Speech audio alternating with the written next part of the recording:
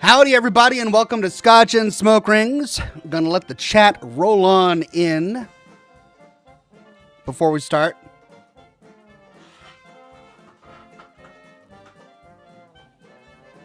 I have come fully prepared with single malt Scotch whiskey, a little bit of rum,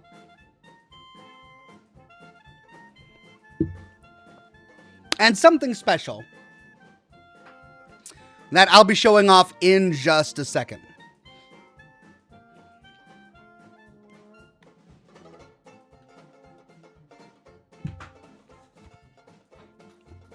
Now, we had episode 4 of season 2 drop Tuesday night for me, Wednesday morning. And I worked all night getting my video response done. And it's been doing very well, so it's certainly worth it. But it means I'm operating on very few hours of sleep. And yet, I've also been looking forward to today's show tonight. We're going to be playing the Darkside Detective, a game that I started during my charity live streams last year and had a really good time with. And so we'll be picking up where I left off with those live streams. But since we've got a new episode to talk about, that's probably what we're going to be talking about during the show today. So if you want to avoid spoilers and you're watching the VOD, maybe skip ahead about an hour. That's when the gameplay starts. If you're watching live and you want to avoid spoilers, you're kind of in the wrong spot, so you may want to come back in about an hour. That's when the gameplay starts. Greg Hinojos says, don't have my Fallout Season 2 questions ready yet, but hi, Ox. Excellent analysis video that you just released. Thank you very much, Greg. Had such a great time putting it together. We're live on YouTube, Twitch, and Facebook. It's good to see TD Fox, Virologic Zero, Big Ol' V, Lone Wanderer 717, Mountain Man Gaming, Baryonyx 95. I'm still G-Snap on Twitch today. It's good to see Alicia Wolf and Cornelius on Facebook today. And of course, all of the regulars, members, and Patreon supporters on YouTube today. Alt Grendel, Brudda Mike, Escape Goat, Craig Euler, Sarah X, Cat Mellow Skix, Andre 300, Sarah, and of course, Greg with the first super chat of the day. Now, before the questions begin, feel free to go ahead and, put your questions into the chat, but I want to show off a few things that I got new for the office. Jones Soda finally released a Sunset Sarsaparilla, and I bought one. And of course, as soon as I opened the box, my son was there, and he's like, "Dad, can I have one? Dad, can I have one? I want one, Dad, can I have one?" I'm like, yes, you can have one. So one is missing. My son snagged that, but I want to try one as well. So I'm going to try some Jones Soda Sunset Sarsaparilla to see what Sunset Sarsaparilla might have tasted like if it were real. And it looks good. The bottle for Sunset Sarsaparilla in Fallout New Vegas is a very boring bottle. So it does look pretty much exactly like this. The label is not entirely right.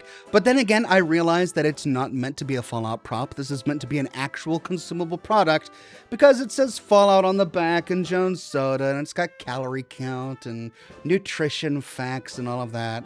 It says, look for the blue star bottle cap, but it's got the Vault Boy logo on it. Like, if this were a Vault Tech product, that would make sense, but it's not. It's a Sunset Sarsaparilla product. It should be their mascot, Festus, who's on it, not the Vault Boy. Sorry, I don't want to get pissed off. I'm going to drink this soda, and let's see if I like it. Oh, it's not a Blue Star bottle cap. I guess it's good that they're not all Blue Star bottle caps. All right, Sunset Sarsaparilla.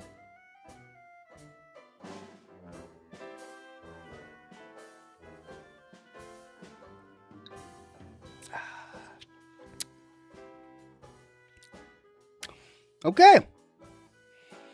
Tastes sassy.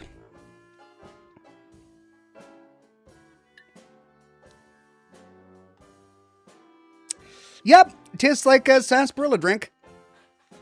It's good. No complaints. No complaints. Okay, and then a few more prompts before I dive into the questions. Finally, after years of waiting, Gaming Heads released the final snow globes in their New Vegas line of snow globes, which completes the set. And it was one of those things where I was worried that they just wouldn't complete the set, because there were so many different props that they began to sell and then they just stopped selling. There was one prop I bought in like 2018, 2019, and I paid for it and I waited for it. And then like 5 years go by, 6 years go by, and then they just cancel. I was so pissed off and disappointed when that happened. And then they only released 3 of these. And then they came out with another batch and they released 3 more. And I was just hoping that they would finish it, and they did. They finished the entire run. So here they are. These are the snow globes. They're a little smaller than the ones from the actual game, but they do look exactly like the ones from the game. There's the Lonesome Road one. And this latest run has, I believe, 5 to complete the set. No, 4.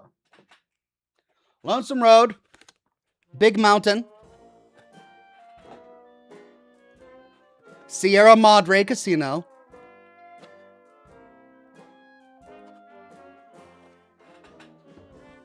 and Zion Canyon National Park.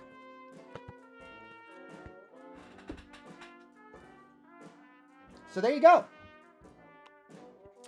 Now I need to figure out where I'm going to put them all. I've really been waiting on these prompts because they were going to be the centerpiece of my New Vegas shelf. But now my New Vegas shelf is full of all sorts of other stuff, including a giant Securitron. So I don't really know what I'm going to do. I need more shelving. I've just got so many prompts now. Oh, goodness.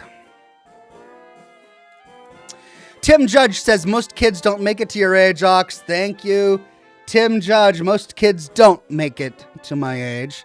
At least if Thaddeus is to be believed.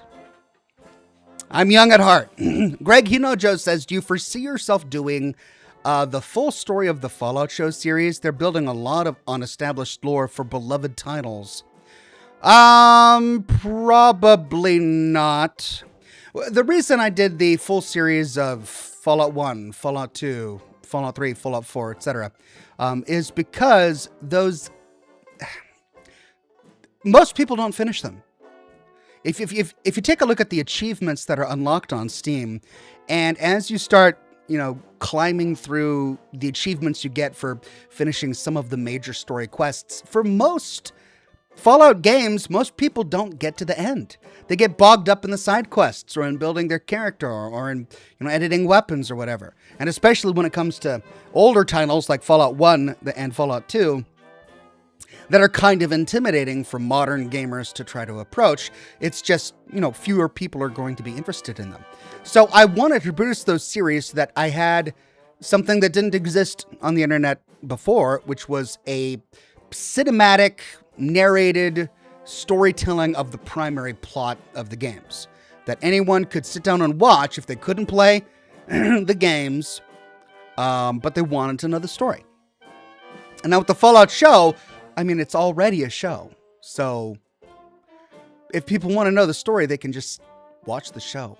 So what I'll be doing instead is what I have been doing, which is deep dive character analysis, talking about, parts that they get wrong, talking about the things that they get right, that sort of thing.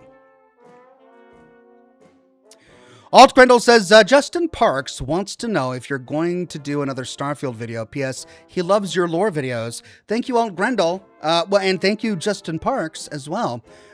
Probably not, because there's just no audience for it. And it's frustrating having to say that, because it's not what I wanted to be true. I wanted Bethesda to publish another hit game so that I had something besides Fallout to work with for the future. I wanted Starfield to be a huge success, but it wasn't. Like all of the hype leading up to Starfield, it fueled a lot of YouTube content creators for months and years until the game was launched.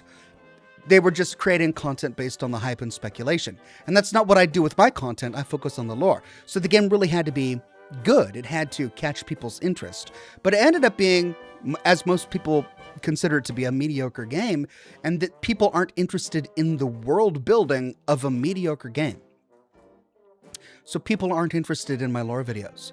And I made like a lot of them. I don't know how many, 11? I think I made 11 different lore videos for Starfield. I really gave it a go. You know, some of them are really long, some of them are shorter, some focus on quests, some focus on side locations, some are on characters. I kind of ran the gamut there to try and figure out if there was any kind of lore-related Starfield content that would resonate with my audience, and the answer was no.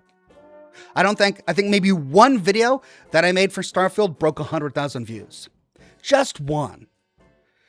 My video that I published today is at 150,000 views in less than 24 hours. So that's kind of a comparison, right? And if you're in my shoes and you've got a business to run and you not only have to do something you're interested in, but something that pays the bills, you can't focus on content that doesn't pay the bills. And so that's why I probably won't be doing a lot of Starfield content.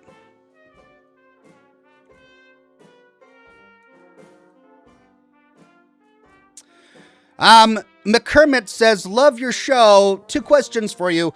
1, I can't help but think that it was lazy writing for Dane to find the cold fusion unguarded to move the plot quickly. I agree, which is why I talked about it in my video.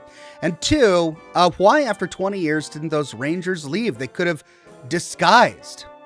Yeah, I guess I kind of need more information there. Have they really been there for 20 years? How long have the Rangers been in that outpost? I mean, they weren't there in 2281, or was that one of the outposts that we visited, like Camp Guardian or something during the events of Fallout New Vegas? The time is just messed up. We don't know if it was 20 years. Yes, the ghoul says that Shady Sands was destroyed over 20 years ago, but the events of Fallout New Vegas happened in 2281, which is 13 years ago. It's 13 years ago. It's not 20 years. It's a big difference. It's a 7-year difference. That's almost a decade's worth of difference. And it's one thing for them to wait there 2 decades. It's another thing for them to be waiting, you know, a couple years after the NCR collapses in the Mojave Wasteland, and then waiting for 5 years after that. It's a big difference. So how long have they been there? I don't know. The ghoul wants us to think that it's been 20 years, but the timelines don't match. It just doesn't work. That said, it's still a long time. Like, even if it was 5 years, that would be a really long time for an NCR outpost to be sitting in one spot while Caesar's Legion has a civil war at the bottom of the hill right below them, and then do nothing, just talking to nobody. What have they been doing for 13, 15, 20 years? Just twiddling their thumbs? And they never ran out of ammo? And they never ran out of provisions? Like, there just needs to be something that can explain this, because it doesn't make any logical sense. Knights Templar says, I think with the defeat of the NCR and the Civil War that will likely cripple the Brotherhood of Steel, the Enclave is poised to become very powerful once again, and maybe even the strongest faction. What do you think? It's certainly a possibility. I mean, they still exist, and they've been hiding in the shadows, which means that they haven't broadcasted themselves to anyone, which means they haven't shown their cards. We don't know how much power they have accrued. We don't know how much they have rebuilt after the events of Fallout 3. It could be that they'll come out with a huge army, like they did when they took the Jefferson Memorial in Fallout 3. Just suddenly they were there because they had been hiding in Raven Rock, and we had no idea how many forces they had, and turns out it was enough to occupy the entire Capital Wasteland. Could it be another situation like that? Possibly. They've done it before. So we don't know. Brother Mike says, from what we see in the show, it seems everything/anything the courier did was meaningless/for nothing and completely invalidates our actions/endings. You are over-exaggerating, but you're partially correct. Really? We've only got 3 endings that are set in stone for us. The house ending, which, you know, it's the kind of primary plot, so that's a big one. The Khan's ending, and the King's ending. So there are a lot of different endings in Fallout New Vegas, and we've only gotten 3 that have been canonized by the events of the show. We're 4 episodes in. We've got 4 to go. Are they going to go through all of the different endings? Maybe. Will we see a few more? Probably. Will it completely invalidate the Courier's choices in Fallout New Vegas? No, that is a huge exaggeration, and you know it is. Is it something I would have ever done? No. If I was in charge of the show, I never would have done that for the exact same reason that you're bringing up, because it does invalidate the player's choices, and you want to avoid doing that as much as possible. Now, everyone does it. The developers of Fallout 2 did it when they released a strategy guide, pretty much recounting the story of the Vault Dweller from Fallout 1. They made the player's choices for him, and they wrote it in a short story, giving us details like Dogmeat dies at Mariposa. If anyone is telling the player's story for them, it was the developers of Fallout 2 when they told the story of what happened in Fallout 1 and then built Fallout 2 on top of that story. And Bethesda did it too with Fallout 4. When they came into Boston, they had to bring the Brotherhood. Of course they did, because they loved the Brotherhood. And there was no way to bring the Brotherhood without telling us what happened to the Brotherhood in the Capital Wasteland. So, of course, they had to make certain choices. Now, it's less of a problem for Fallout 4, because Fallout 3 was pretty linear, if you look at it. Like, plenty of side quests, lots of karma, nuance there. But when it comes to the actual outcomes of the primary plot to Fallout 3, there's not a lot that you can choose. Like, even if you choose to side with Eden at the end of Fallout 3, Broken Steel comes in and the consequences for that are pretty much minimal. You still work with the Brotherhood, and you still sack the Enclave at the Adams Air Force Base. Oh yeah, there's FEV in the water now, but it just made you a little sick. You know? Just, it's kind of weird how they went about that. But you're right, anytime that the developers tell the story of the player for the player, it just cheapens the experience of the player playing the game. So I want the show to avoid doing that kind of thing, but it's not like the developers themselves haven't already done it numerous times. Interplay did it, Bethesda did it, and now Kilter Films is also doing it. Does it make me happy? No. Is it the end of the world? No, it is not the end of the world. Blue Thunder says, just a heads up, Ox, Call of Duty has made Fallout crossover, and it used on TV series you can fight the ghouls and deathclaws in Project Rads. Interesting. Yeah, I haven't heard about that. I did hear about the Fortnite crossover that they had a while ago. You know, I haven't played any of the crossovers. The Chezarine says, don't get to catch the streams anymore since the schedule changed, but your holidays we're well. Happy New Year. Thank you, the Chezarine. I'm sad you can't catch the show, but hopefully my schedule will change in the future so that you can. Michael Ewan says, what's better, Starfield or Outer Worlds 2?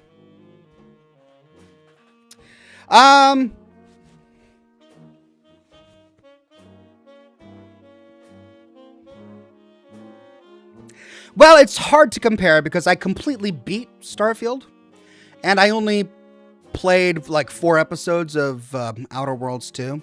I think I completed one little zone. So, I mean, Outer Worlds 2 is so similar to Outer Worlds 1. They're just, the tone of the game is similar, the graphics are similar, the gameplay is similar. Plenty of improvements with the Outer Worlds 2, but it's such a similar game. So it's essentially asking me, do I like the Outer Worlds or Starfield better? And it's hard to compare them because they don't compare easily.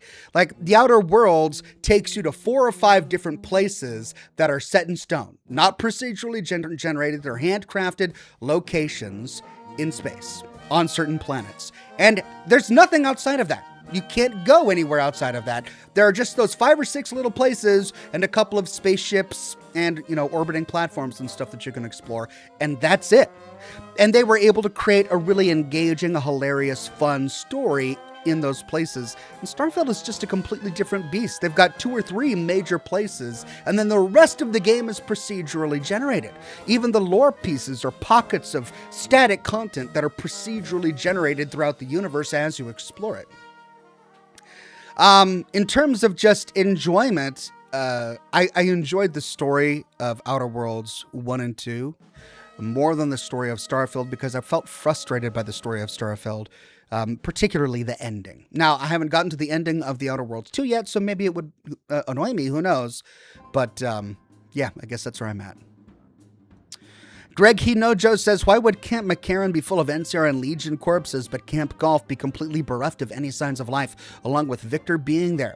Yep, it's a great question. It's something I posited at the end of my video that I published this morning. And somebody in the comments actually answered this and said that it was possible that Camp McCarran was hit first. And when news of Camp McCarran falling to the Legion hands made its way through the NCR outposts, that Camp Golf was abandoned, which would explain why it was left in such a hasty state. The flags are still waving. The satellite dishes are still out. The cots are still in the tents. Like however the NCR left Camp Golf, it was done really quickly. They were never attacked by the Legion there, because we don't find any signs of a battle, but they did leave quickly, and now we know why. Because the Legion sacked them at Camp McCarran, causing the NCR to flee. Where did they flee to? How many of them survived? We don't know. I think the series will actually answer us. Now, why was Victor there? That's a completely different question, because Victor has nothing to do with the NCR. Victor was a house beast. So why did House send Victor to Camp Golf? I don't know. Communist Hydra says, I think the next Fallout game might be placed in Toronto or Ronto. It was one of the major regions mentioned in Fallout 3, the pit, that we haven't seen yet. How would you feel about it? I'd be down for it.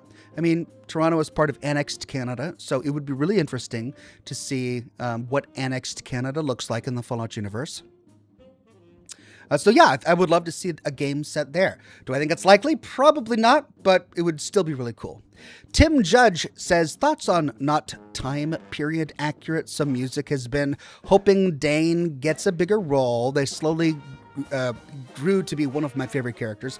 Yeah, I love the way that Dane is characterized in this season, better than how Dane is characterized in the last season.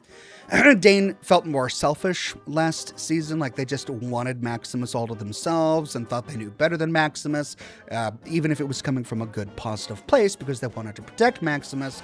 It just felt weird and awkward. But, Dane's character in Season 2, it's a little different, and I like it. I like Dane in Season 2 a lot better than Dane in Season 1. However, I'm struggling to understand the character change. Because they were a person in Season 1 who stomped down on Maximus's enthusiasm when he talked about going to a vault, and he talked about leaving the Brotherhood. And Dane's response is, there is no safe place, there is nothing outside of the Brotherhood, yada, yada, yada. And then in Season 2, they're like, did you forget about Lucy? Did you forget about falling in love? Don't you remember? There were nice things in the wasteland. Like, how did that happen? That's a bit of a big character change. And, they've done that with a couple of the characters in Season 2, where their personalities have just changed unexpectedly. Lucy, in particular, is one of them. But I'm hoping that these things will be fully, further explained for us as the season goes on.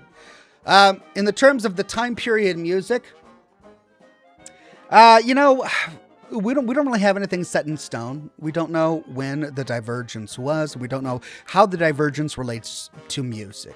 I do know that in the Fallout universe, America won the Vietnam War, and that's going to be a problem if they ever start putting some 70s music, late 60s, 70s music, anti-war music in the franchise. It would feel really out of place because, America didn't go through the cultural anti-war movement that our America went through during the late 60s and early 70s. To my knowledge, they haven't done a lot of that. I did kind of object to them using Country Roads Take Me Home in Fallout 76 because I feel like John Denver was a bit after the Adam Punk age that Fallout's trying to go for. But I also realized that they just couldn't resist using the one song that says West Virginia in it. It's like, it's not the one song. There are plenty of older songs, right? Especially union busting songs. But to completely avoid John Denver, I understand why they did it. It brings up some issues with the divergence, but it's incidental music on the radio. It's not that big a deal. So I think about it, but it doesn't bother me too much. Alt Grindle says, one of the tech heads out there, how do web developers find the restroom? They use IP addresses. Thank you, Alt Grendel. Love it. Brendan Lucas says, after the back and forth last week, Oxhorn, you must have a lot of egg on your face. This week's episode certainly tells us that Lucy would do what Eden asked her to do. He just has to offer her a hit. Really, dude? Really? You're coming back a week later and telling me that I've got egg on my face? Have you been thinking about that all week, man? Dude, I'm sorry if I hurt your feelings or something. But I'm glad you're back.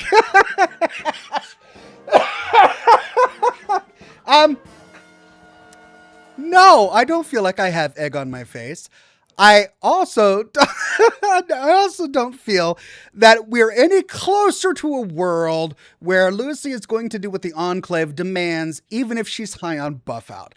I really don't think that the whole buff out addiction thing is the secret key to winning this argument that you think it is. And I'm sorry if that's the case. Again, this is my opinion. And I'm trying to be honest with you, and my opinion is that Lucy probably would object to the Enclave trying to kill all people that are not Enclave in the same way that she would object to her father destroying Shady Sands. That's kind of the character for the person that the show has been relaying to us. That's the only reason I'm saying that.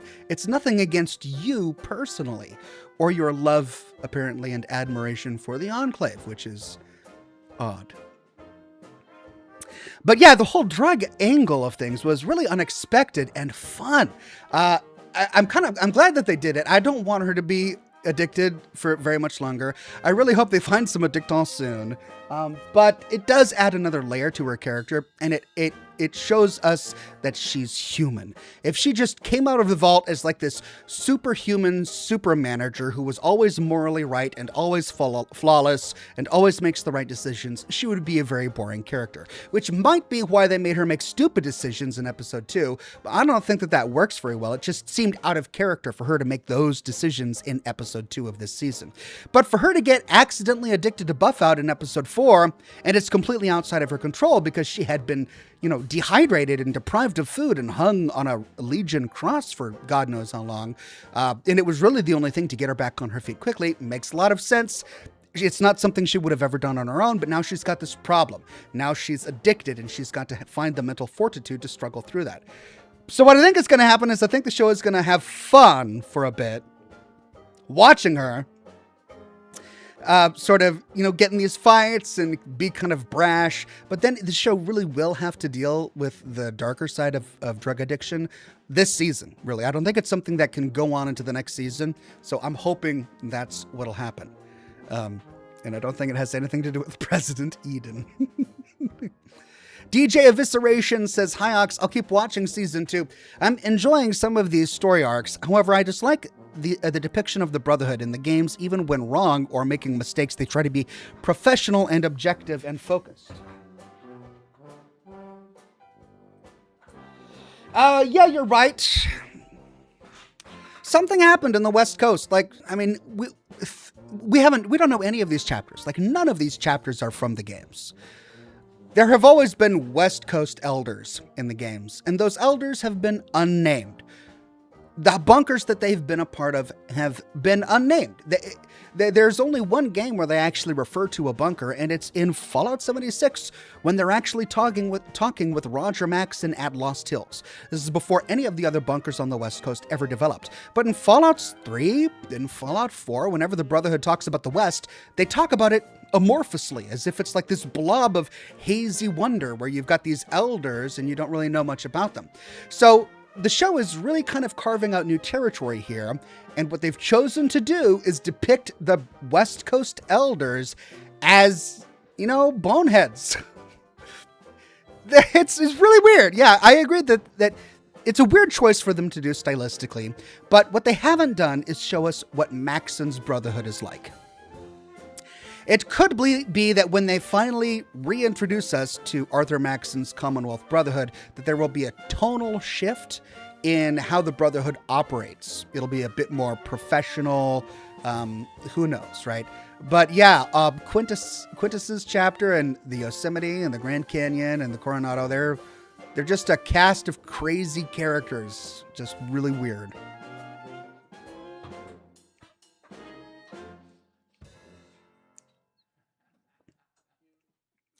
Apocalypse Meow says, "Hey Ox, got 2 t-shirts with your designs for Christmas for me and my husband. Love them. Have an awesome stream." Thank you, Alpacalypse Meow. Hope you guys enjoy the shirts. Cheng Yang says, "I have a question about the microwave. Was it there before you bought that house, or did you buy a new one from your Factor sponsor?" It came with the house. So he's referring to an ad that I recorded for Factor where I had to cook some of the food that came in the Factor box. And, I showed my microwave during that time. And yeah, it came with the house. It was weird. I think I've talked about this on the stream before. But when the people were selling the house to me, like the real estate agent made a big deal about the microwave. And I remember thinking, I'm not going to buy a house for the microwave. Like, I have a microwave with me already. I don't need, but they were just talking all about it. Like, look, if you push a button, it slides out and it's a drawer. It doesn't have a door. No, it's a drawer and then it slides away and you never have to see it. And I'm just sitting here going, I mean, there's a lot to this kitchen we could be talking about. And you're going to spend 30 minutes talking about the microwave? Okay. They thought that was a huge sell. But it wasn't. I bought the house for other reasons. But yeah, it came with the house. I didn't have to buy it. McCormick says, "I think every ending is possible, some more probable than others. You just got to do mental gymnastics for each, and they all could arrive 2D events of the show and still work. The crumbs they give us help." So the point of an ending is that it's the end. Like, it tells the story and there's no further story to be told after that. Pertaining to the events of the game. So when Fallout New Vegas gives us a selection of endings for the kings, 2 can't be true at the same time. They can't. They fundamentally contradict with each other. Only one ending for each of these factions can be true at any given time. Now, that's not the same for all of the endings, but it's the same for some of them. The house ending cannot be true at the same time as the Legion ending, which cannot be true at the same time as the NCR ending. Those 3 at least are mutually exclusive. But for the sub-factions within New Vegas, you have a host of different endings that you could get based on your karma level and your choices and the quests you did do and you didn't do, because they're not directly tied to the major factions of the universe. So it is true that we could get a variety of different faction endings for those factions. But the endings should be the ones that are given to us in Fallout New Vegas.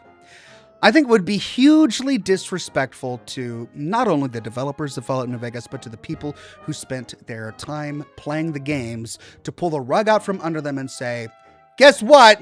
The real ending is one you could never have chosen to begin with. Aren't we clever? No, that would not be clever. I mean, anyone can come up with a story that hasn't already been told in Fallout New Vegas. That's not particularly difficult, and it's not particularly clever. What's clever, what's artistic, is making some new storytelling that works with the existing storytelling, which is why so many TV show producers fail at it, because it's difficult. And true art can do difficult things and make it look easy. That's what I want with the television show. So I'm hoping that they don't just rub a genie's bottle and, come up with some storytelling magic and saying, see, we just decided to come up with their own ending. We didn't like the ones that Obsidian made. Sorry. They've got to choose at least one of the available endings to us. Now, which ones they choose, I don't know. As long as they do that, I'll be okay with it. Which is one of the reasons why I'm a little confused at some of the criticism towards the show that people have been expressed. There have been a lot of people that have been frustrated with the state of many of the places that we've seen. For example, like Camp McCarran. But those endings are in the game, right? Like I talked about in my video, the house ending says that the NCR and the Legion get pushed out of Vegas. And they, naturally, of course, they're going to come into conflict outside of Vegas, which would lead to something like Camp McCarran going dark, right? So that's certainly a possibility within the confines of the endings that are available to us in Fallout New Vegas. The Real Finger Feet says, do you think the laser at Helios 1 did something to New Vegas? I don't know. We haven't seen any evidence for that. Did the courier manage to get the gun away from the kid running around on Freeside and activate Archimedes 2? I don't know. We'll have to see if they mention that in the future.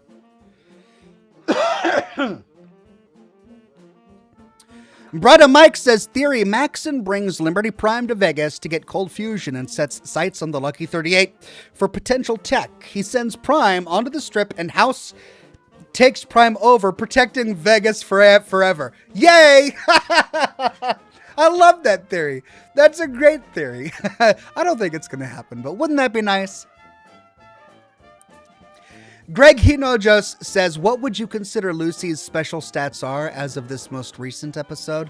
She seems to have some great combat skills, drugged up at least. She's always been a really good shot, and we saw in the montage sequence at the very beginning of the first episode, she trained marksmanship inside Vault 33.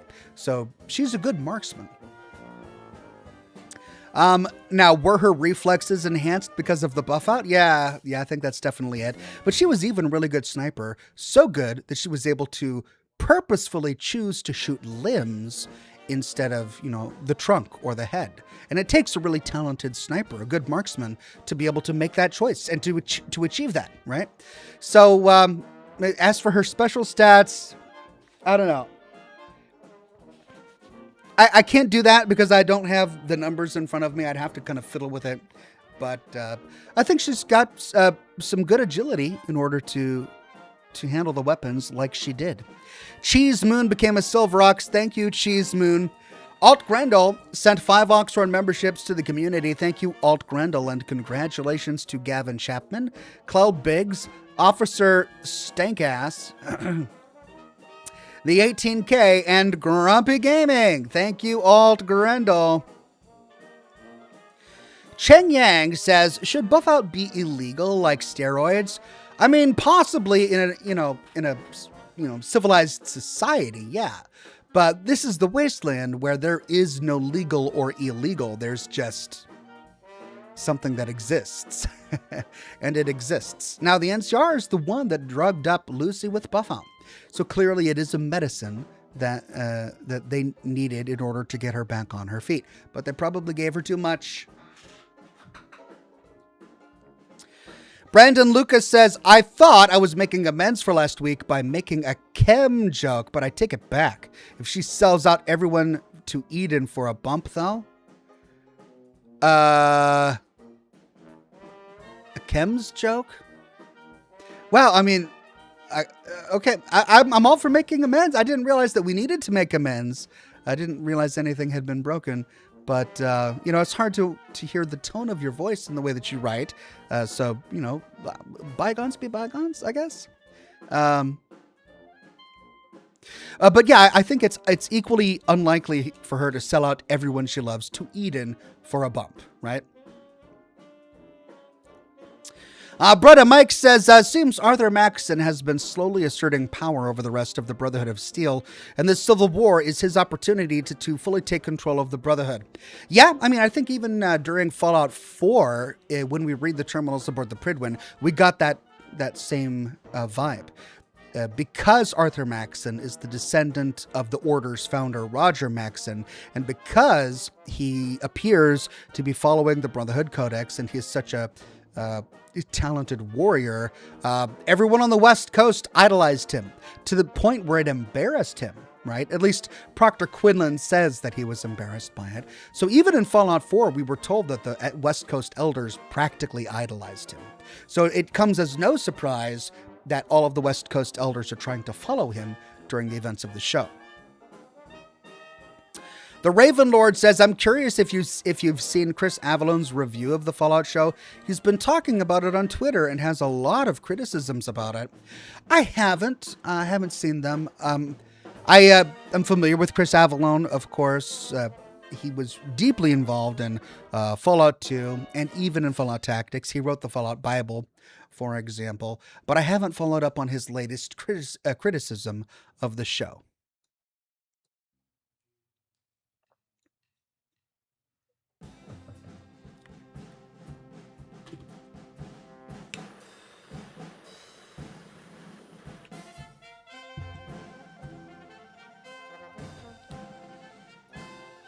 Caleb Barrios says, do you think it's possible that Courier 6 will be canonized somehow? For example, do you think it's possible the Courier had died earlier? It's certainly possible. Will they mention it? Probably not.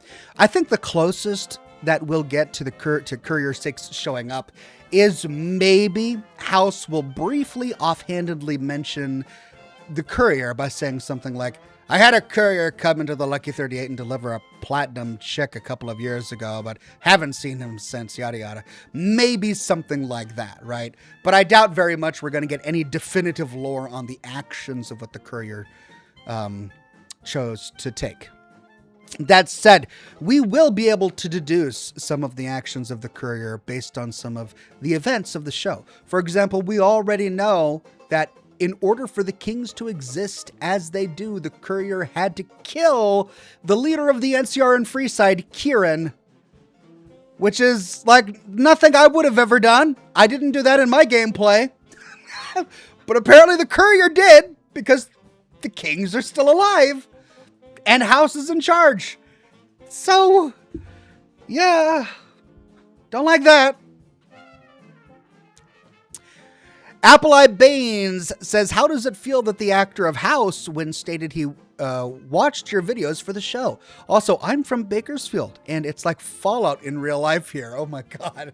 You're talking about Raffy Silver, and yeah, Raffy Silver did mention offhandedly my name when he was asked what he did to research for his role. And he said he watched my videos, but he mentioned a number of other YouTubers as well. So it sounds like he was really watching what he needed to watch to get to terms with his character. And that's awesome. I love it.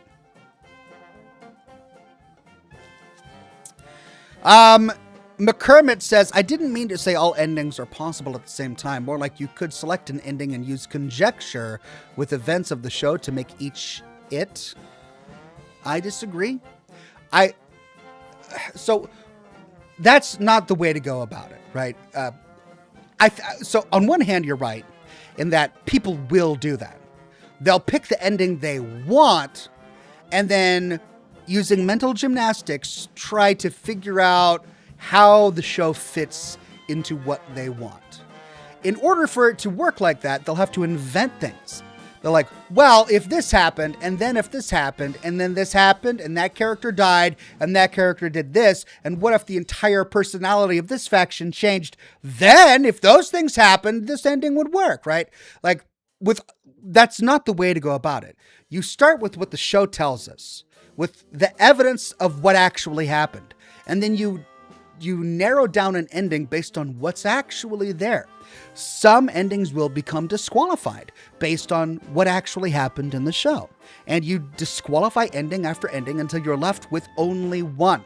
And then that is the canonical ending. You don't start with the one you want it to be. You use the evidence to find out which one it actually is. So you're right. There will be people who don't do that. And they'll be wrong. But when it comes to the actual evidence, I'm hoping that it'll all point towards one ending for every faction.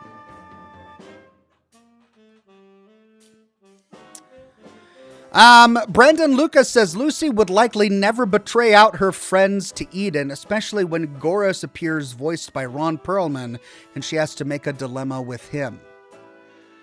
Well, I mean, a bunch of assumptions in there. First of all, we don't know if it's Goris. It's possible that it's Goris. We don't know if the hooded figure that we saw in the trailer for Season 2 matches the voice that we saw in this teaser for Trailer 2. Did that voice come from that person? We don't know. We're assuming, maybe, but we don't know. Was that Ron Perlman? No. Check IMDb. He has not been listed as an actor for season 2. At least he hadn't the last time I checked. Maybe that's changed, but he's not involved in season 2. So I don't believe Ron Perlman will be back. We don't know if Goris will be in season 2. I hope he is. I mean, we haven't seen any evidence for super mutants yet. So will it be a talking Deathclaw like Goris? Maybe. Will it be voiced by Ron Perlman? I mean, that would be great, but we didn't see it listed in IMDb. So I don't know. Also, we don't know what that talking Deathclaw, if there is a talking Deathclaw, what that Deathclaw's relationship with Lucy would be, even if that Deathclaw would meet Lucy. We're just way too early in this, right? Like, it's totally easy to fantasize about potential storyline elements, but all it is at that moment is a fantasy. Like, if you're really, it's cool to be curious about what could happen and what can't, but we can't talk about these things as if they're set in stone until we have actual evidence that it is set in stone. And for that, we have to wait. Hilam says, which faction is morally correct? I'm torn between Lion's Pride and the NCR. I want to pick one to be loyal with. I would pick the NCR only because a magnanimous dictatorship is only good while the leader is still alive. This is something that the Fallout universe has taught us. Due to the structure, the leadership structure of the Brotherhood of Steel, each chapter is directed by the passions and the character and the morality of one man or one woman, whoever's in charge. When Lyons was in charge, the Brotherhood of Steel did great good for the Wasteland. With Quintus in charge, his chapter is not doing a lot of great good. His chapter is taking over cities like Philly. With Maxton in charge, his chapter is abandoning people in need to pursue higher technology. His chapter is willing to commit genocide towards an entire species, the synths, in order to achieve ideological and racial purity. So I have to say the NCR, as flawed as the NCR is, only because at least their structure allows for repairing mistakes. If they had a bad president, that president could eventually be voted out. The Senate could get rid of that president. It could be compensated by, people being elected to Congress that compensate for the badness of that president. At least the people of the NCR have a vote and can do something to change their government. And that's not true in the Brotherhood of Steel. Elders are appointed, and you're stuck with who you got. Knights Templar says the Enclave still seem to have FEV in their plans as seen in Season 1. Do you think they will try to purify the world with FEV? They may see this as their only salvation given huge setbacks. I mean, yeah, I think the Enclave will Enclave. They'll do what they always do. They'll try to purify the world based on their narrow vision of what purity is. But I don't think we're going to be dealing with the Enclave in any meaningful way for several years. It probably won't be until seasons 3 or 4, if maybe even 5, until we see the Enclave. Tim Judge says, could Thaddeus be a Nightkin, lore-wise? No, absolutely not. Like a Nightkin is just a super mutant, an intelligent super mutant that has been given Stealth Boy technology by the Master. Nightkin are very specific. They can't be created now. They really only could have been created by the Master because it was a combination of the Master's psychic influence on the super mutants combined with exposure to Stealth Boy technology that caused the Nightkins to feel an addiction towards using more Stealth Boys and to grow more erratic and schizophrenic over time. With the Master gone, the existing Nightkin are missing his presence, but it's going to be very difficult for future Nightkin to be created. With Thaddeus, I mean, we don't even know what he is yet. The super mutant theory, I think, is starting to get thrown out the window because he's not mutating the way a super mutant would mutate. Super mutants mutate very quickly. When the Lone Wanderer is dipped into the vats during the events of Fallout 1, if the Lone Wanderer fails, the Vault Dweller, if the Vault Dweller fails, The Vault Dweller mutates instantly, starts turning green, and gets giant very quickly. Now, the Institute strain did have a slow-acting mutagen that they used on Edgar Swan, but then they developed a fast-acting one that they used on Virgil, or that Virgil used on himself. So, but none of those have anything to do with scarring. Remember, the forced evolutionary virus heals the human body. It was designed to make the human body impervious to viruses and flaws, and any physical wounds that you get healed immediately, and you're immune to radiation. And that's not what we see with Thaddeus. He's getting boils and blisters, his face is scarring up, and if he had been injected with FEV, at least in a way that would have turned him into a super mutant, that would have been healed up. So he's turning into something else. It may have been FEV or some variant of FEV or a mixture of FEV that he ended up inhaling, but he didn't get dipped. So he's not turning into a super mutant. He might be turning into a herald. Who knows? We'll have to keep watching to find out. Caleb Barrios says, do you think the Hoover Dam will be mentioned? I think it will.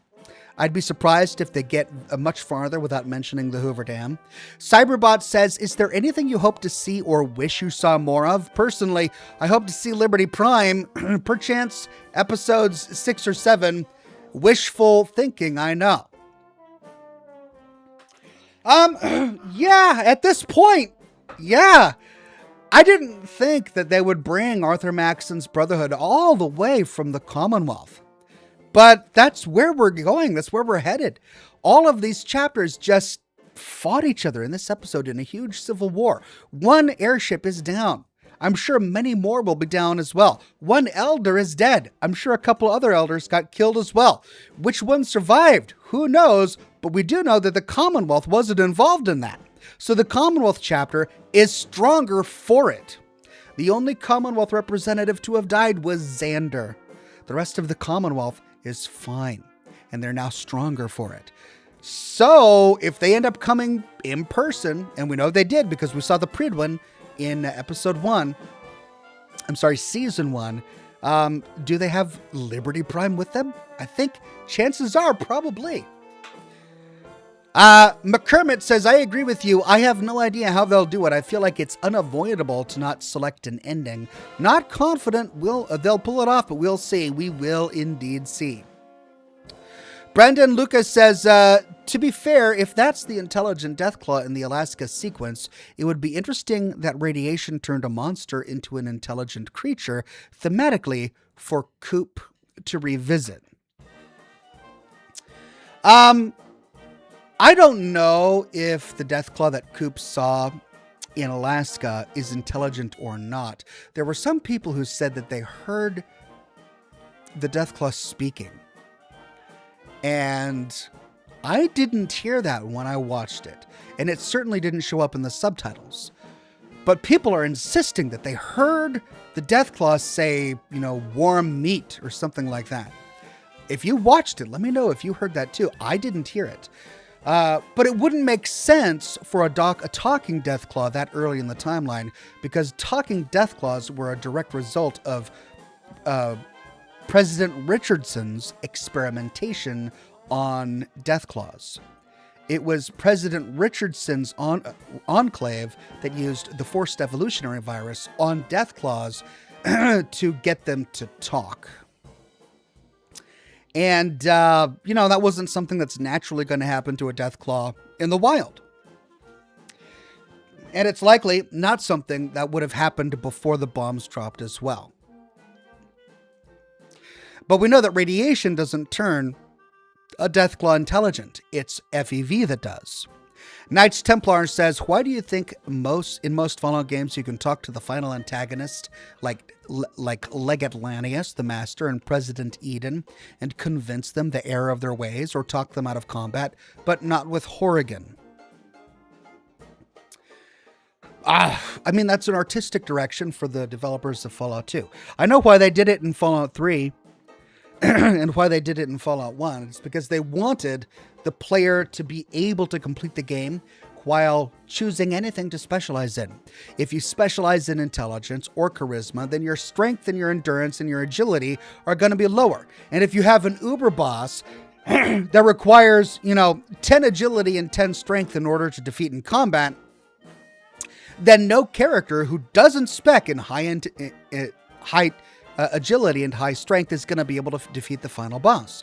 The only way you make the game beatable is if you give the player other options. You can perceive something that allows you to defeat the boss. You can convince the boss using charisma or intelligence, using passing a speech check, so on and so forth. As for Horrigan in Fallout 2, you're right, that does deviate from the plan. And I don't know why they did it that way.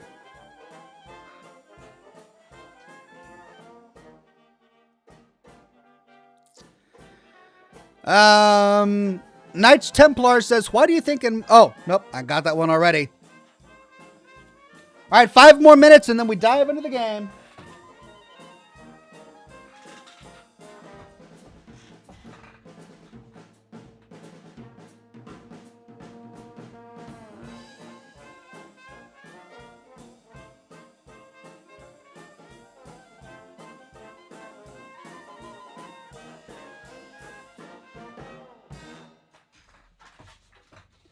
Sunset Sarsaparilla.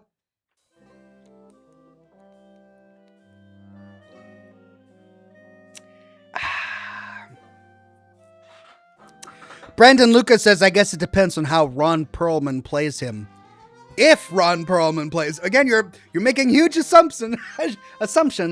If the voice we heard in the trailer was Ron Perlman, or I'm sorry, if the voice we heard in the trailer was Goris the Deathclaw, then it wasn't Ron Perlman because that wasn't Ron Perlman's voice. And we don't know if Ron Perlman has been cast in the Fallout TV show at all. So we don't have any evidence for that. We can't say that Ron Perlman is playing Goris at this point. We don't have enough evidence to say that.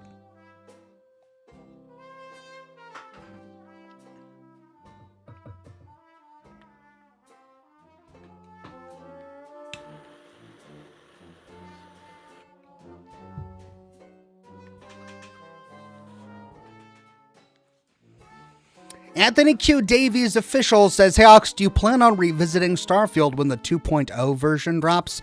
If not, how big of a super chat would you need to do so? I love the universe and would love to see you cover more of it.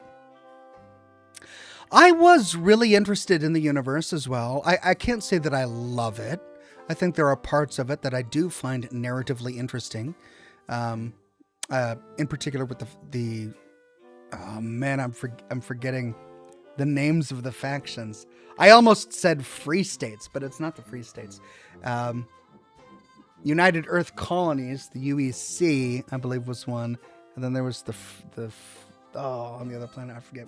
Anyway, there are so few factions. There are only like 2 or 3. And, they were interesting. I really enjoyed the quests in Neon. There's just not enough of a world there for me to do very many lore videos about it. It's just not there. There's Neon, and then there's the United, Earth Capital, and then there's the rebel guys who are independent, and then you got a few sporadic other little planets with minor settlements on it and businesses, and that's really it. That's the entire world, and everything else is just procedurally Freestar, thank you. Freestar, Anthony. And as much as I do enjoy some of the storytelling that went on, I don't feel the game landed the story very well. I don't like how it ended. So, I don't know. I mean, I'm passively interested in Starfield 2.0, but that's not enough for me to start dedicating some of my business work time towards producing Starfield content. If it were a more popular series, if people were actually interested in the storytelling, that might be different, but it's not the case. And I don't have personally enough passion for it to justify deviating from Fallout, which I still do have a passion for. M.M. Cooney says, just wanted to say hi and good night. Thank you, M.M. Cooney.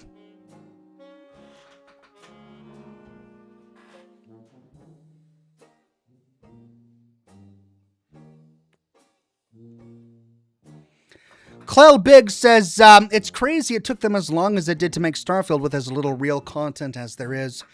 I mean, on one hand, yeah, but on the other hand, there was so much technology that they had to do. can you believe that that game was made with the creation kit? It was, and it doesn't look anything like Fallout 4. They made huge improvements. I mean, compared to other engines, it's not anything to write home about. It doesn't look as good as Red Dead Redemption 2, which came out in, 2015, something like that? But compared to the Fallout 4 engine, it looks a lot better. They created a starship creator, which was amazing and unsurpassed until the No Man's Sky creator came out. Like, the No Man's Sky ship creator was just awful for many, many years. And then, Starfield came out with theirs and it was the best. And then No Man's Sky dropped for free an update and their ship creator is just so much better, so much easier to use. But there were aspects of technology in Starfield that took them a long time to figure out. And I think the story suffered for that. And sadly, a game like that, a role-playing game, is judged. It's going to be judged. The legacy of it is going to depend on the story. And there was a lot of storytelling that was really good. There were genuine gems and nuggets of great storytelling there, but not enough for it to land on its feet.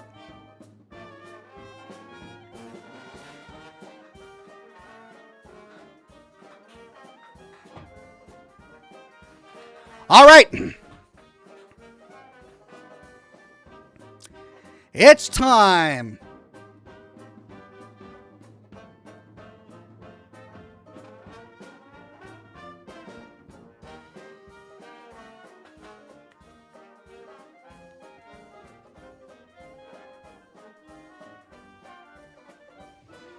Laney88 says, Oxhorn, please consider Thank Goodness You're Here, 2 to 4 hours long with witty humor. It's right up your alley, and my husband and I immediately thought of you while playing it. Thank goodness you're here.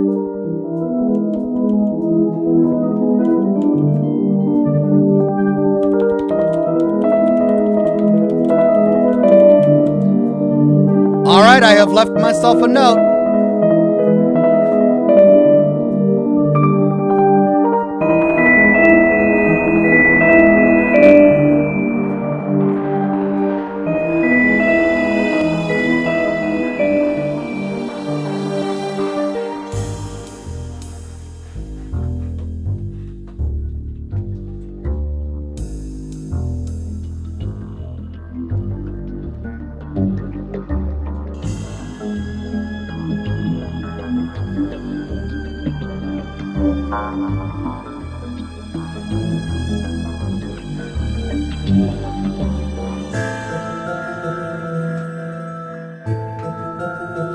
Okay, so during my charity live streams, we completed Malice in Wonderland, Tome Alone, and Disorient Express.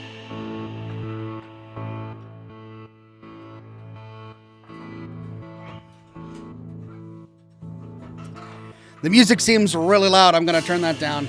DJ Mark says, I just need to hear you say my name every once in a while. Love you, buddy. Thank you. Love you too. I'm still bummed that they haven't figured out a way to fix your names yet. But I'm still glad you're watching. All right, so that means our next case is number 4, Police Farce. Today is my day away from cases to catch up on paperwork. We can start the investigation.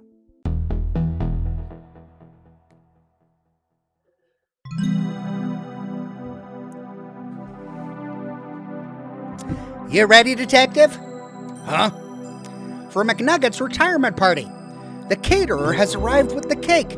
Grab your gift and let's go. Gift? I thought you'd forget. Don't worry, I put your name on my gift. It's from us. Okay, we're going to a birthday party. Pinboard. My notes from open cases. The downtown ghoulie man. A possibly undead flasher. Mirror Jane, a woman appearing in mirrors to other women who look exactly like her. Oh my god. Lichen toupee, a wig made from werewolf hair which turns others into werewolves when worn. Maybe that should be werewolves. This is my life now. Alien Face says, hope your Christmas was amazing, Ox. Thank you, Alien Face. Hope yours was as well. Coat. My trustworthy coat goes with everything from shirt and tie to sportswear. Dick Brickman. This is Twin Lakes FM featuring me, Dick Brickman, bringing you Dick Brickman Presents the Weather with me, Dick Brickman. It's raining. Tune in later for me, Dick Brickman, presenting Dick Brickman's Tricky Kicks, featuring me, Dick Brickman. When all this Darkside stuff is all put to bed, I'm gonna see the whole world.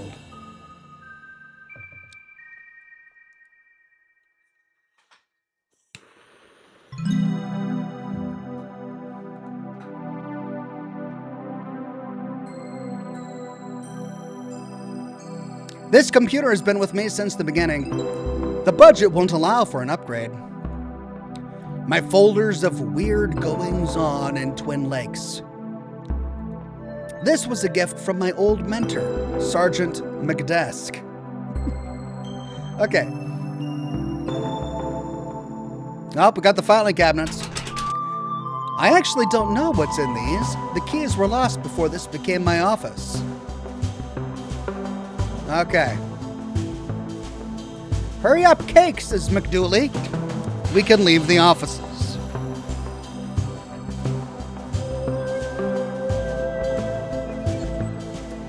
Uh-oh, what's going on with the ceiling fan? XKX Jasmine with a super tip. Thank you so much. A bust ceiling fan. Why is this broken? Maybe the motor is bust? I'll have a look at this later. We received a fan motor.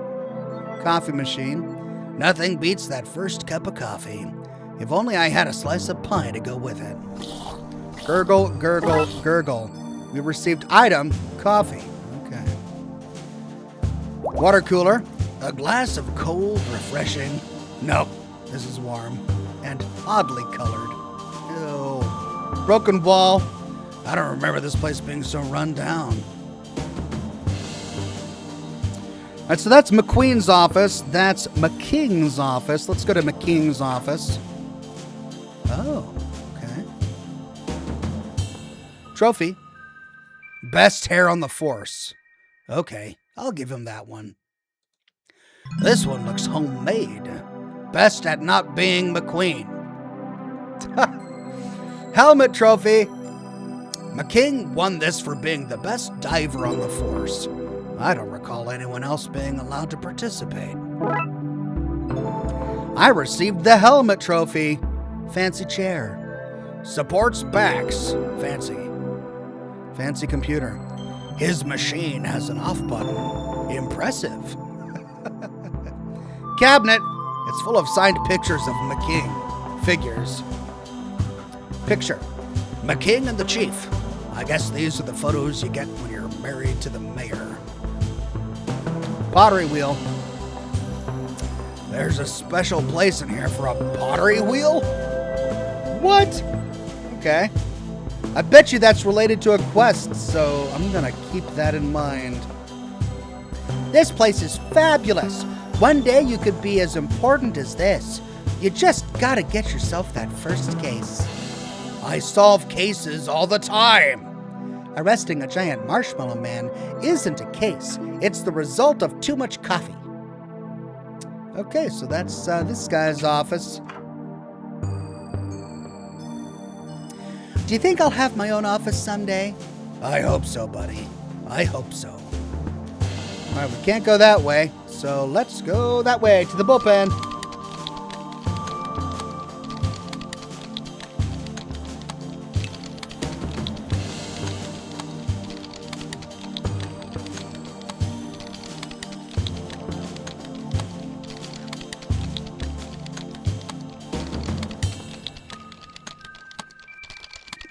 Computer screen. Seems Murakami has set a new high score in whatever he's playing. Damn it! How am I meant to get better than him if you keep making me do work? Tell me that, eh? Empty desk. Officer Murakami's desk. That guy always has some reason to walk around talking to people instead of doing work. Fire extinguisher.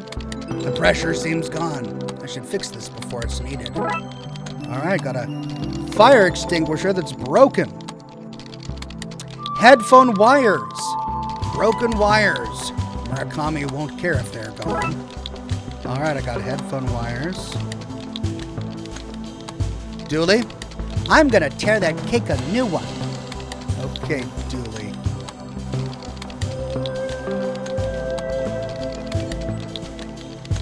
Detective Wazinski. No talk. Working. Friendly as ever, Wazinski. Go away. Alright, well, let's go into the debriefing room. Fire! You're meant to say surprise, detective, not fire. Dooley, the gifts are on fire. They sure are impressive. I love gifts. No! It's oh. The gifts are on fire and nobody seems to care. Damn drunken cops. Can I do it with my fire extinguisher? I need to repressurize this first. Oh, man. How do I repressurize it? Well, let's talk to everyone while we're here. Chief Scully. Oh, more X-Files references. Chief, there's a fire! Here we go. I've told you, detectives, before, I can't solve every little thing for you. Honestly, I've uncovered a crime ring, this, and I've lost my gun, that with you lot. Well, not today. I'm relaxing and having a drink. But in silence, detective, in silence. Officer Murakami. I love all the booze we have at these things. What about the fire? Keep your complaining to yourself, Killjoy. Detective McNugget. 2 days left to retirement and I'm in a room with an uncontrolled fire. Just like the old gypsy woman said. Whipped cream. Hey, I wanted extra cream on my slice. I received whipped cream. Oh, can I pressurize it? I can 100% say this is not something I expected to do today. All right, I received a pressurized fire extinguisher. Let's put it out. Whoosh. Yay, we stopped the fire. That's that taken care of. Wait, what's that? What's what? What's what? Gabriel Martin says, just to let you know, Ox, Fireball whiskey with tea is really bad. I highly don't recommend it. Yeah, man, I could have told you that. That's all right, though. I'm glad you're experimenting. It's okay to experiment. Whiskey is really meant to be enjoyed with ice or nothing. Right? You don't mix it with tea. You don't mix it. Okay, you could mix it with coffee. Depending on the brand, like you don't mix Scotch with coffee. I wouldn't mix Fireball with coffee, but Maker's Mark, yeah, you could take a blended whiskey and mix that with coffee, maybe. But aside from that, don't mix it with anything else. Cheers.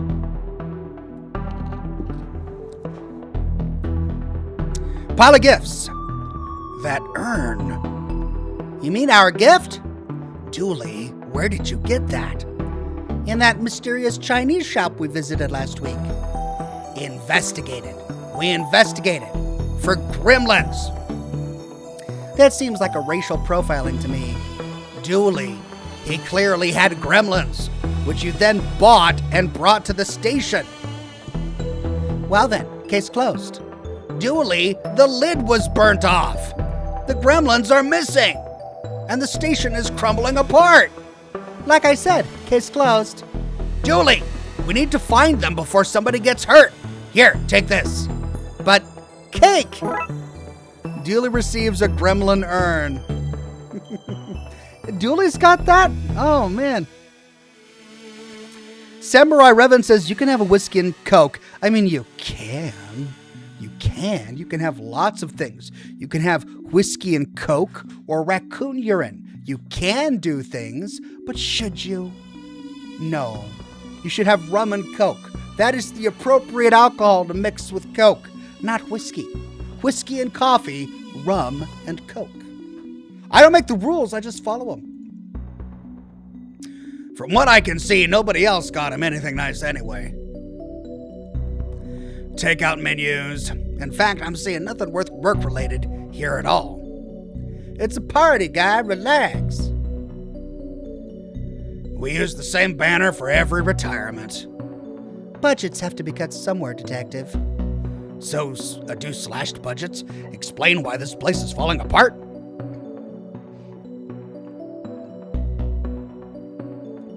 No, I'm pretty sure everything was functioning this morning. Maybe you should look into it. Sprinklers, why didn't the sprinklers work? Why are the sprinklers broken? What's going on here?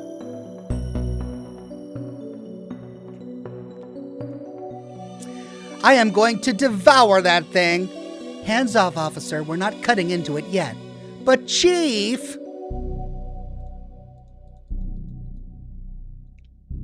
It's the donut and coffee rota. Important stuff. All right, well, at least we put out a fire.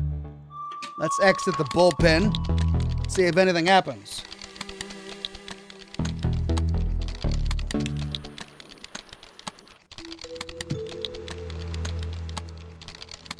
Belmyrus says, thanks for playing Dispatch. That was awesome. You're welcome, my friend. I thoroughly enjoyed it. Let's go to the stairwell. And he said, hey, that's my kid's candy. Give it back. So I told him I was the mayor's husband, then showed him my badge and fined him for obstruction of justice. Oh, you're so bad. Oh, God. I would hate working here. It must be so great for you to have a real detective like McKing around to learn from. I don't have time to talk to you. Isn't there a Wookiee or something you should be arresting? That's not what... Whatever, McLame. Live long and prosper, dork. I love it. Let's go to the bathroom. The staff bathroom. So horrible, people only enter for the most dire of emergencies. So I can't go in the bathroom? All right. Evidence room. Hands off, McLame. Something's broken the evidence door. Probably you and your idiot sidekick's fault. I'm going to fix it with my manly skills and muscles. If you really want to help, you can fetch me some more coffee. No need for sugar. Dallas is enough sweetness for me. Oh, you're so bad. I hate that man. But he's so dreamy. Wow. Wow. Married to the mayor and flirting with Dallas. Okay, reception, shooting range, garage. Reception.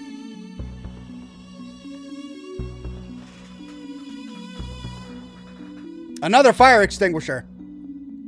Now that I don't need it, I find a working extinguisher. First aid kit. There's nothing in here but laxatives. Somebody put them there to suggest us cops are all full of shh. Twin Lakes Police Department, how can I direct your call? I received laxatives, yay. Officer Cal, it's a puppy dog. Officer Cal, he was meant to be a sniffer dog, but somebody decided to train him only to sniff out candy. But think of all the candy-related crimes he's been able to help solve. True, we did have an alarmingly high rate of candy smuggling in Twin Lakes. Good job, officer. I want the hat. Can I take the hat? No. That bench has housed a lot of criminal butts. The stories it could tell. Receptionist. What do you want, detective? Can't you see I've got a reception desk to recept at? I love the writing in this game. It's so funny. Dispatch and holding cells. Goodness, this is a huge location. Let's go to dispatch. Here's the ground run. Whiteboard. This is the first bit of actual police work I've seen in this place today. Friday evening, 7 p.m. But crime never sleeps. Us, well, we take shifts. And we're off on public holidays. Gotta take those rest days, Detective. I don't know much about how all this works, but I know that's not right. Can't talk now, Detective. The system's broken, and I can't figure out why. Well, I mean, maybe it's that gremlin right there. Mug. It's a mug. A normal, run-of-the-mill mug. I don't know why I feel this need to comment on every item in a room. Well, because you were written to server. The server's for the TLP. Ha! Bite! Ha! Ouch! Don't get too close, Detective. That thing is a biter. I just got... Yeah, thanks, Dooley. Thumbs up. Okay, Gremlin. Let's check the drawers first. These drawers are full of all sorts of rubbish. Like bobby pins.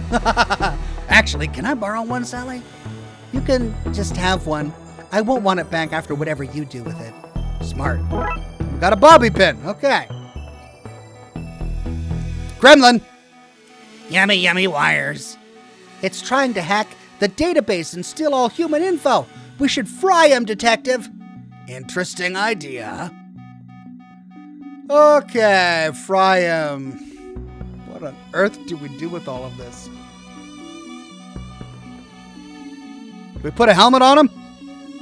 I'd be out of work if Chief Scully found me doing that. All right, we don't do that. Let's put the headphone wires on the fan motor. I don't want my colleagues seeing me at that. Nope, that's not it either. Okay, well, I still got some exploring to do. So let's do that. Back to reception. And on to holding cells. Let's grab a fire hose. The hose they use to loop through the cell door handles to lock the place up at night. Chief Scully really pulled this place into a sort of order, didn't she? I received a hose. Let's go to holding cell 1. There's a rat. This guy's in police protection for informing. A poster. We put that up to cover a hole a prisoner dug to escape. Sadly for him, he dug his way into the rest of the station. Shawshank Redemption reference. Toilet. Try not to toilet your incarceration get you down.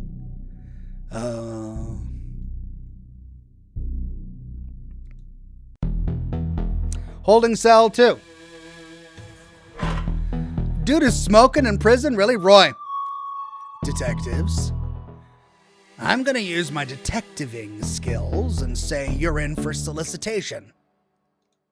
Impressive. Your guess, not his soliciting. Right. Anyway, hand them over, Roy. Hand what over? Your matches and cigars. I wish I'd never met you, Detective. Received matches. Ow! Did we get cigars? Detective. Sorry for taking your matches. I'm not so sure that you are. Hey, maybe you should be a detective too. Did you hear? No, I'm not doing this. I just don't find toilets that funny. Okay. And holding cell 3. Is he carving a carrot into the toilet? What? Gabriel Martin says, have you thought about going back to Outer Worlds 2?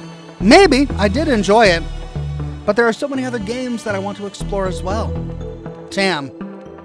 Old Tam loves to whittle. Whittle, whittle, whittle. Tam, you can't have a knife in prison. Tam can, and Tam has. I'm afraid I have to confiscate that.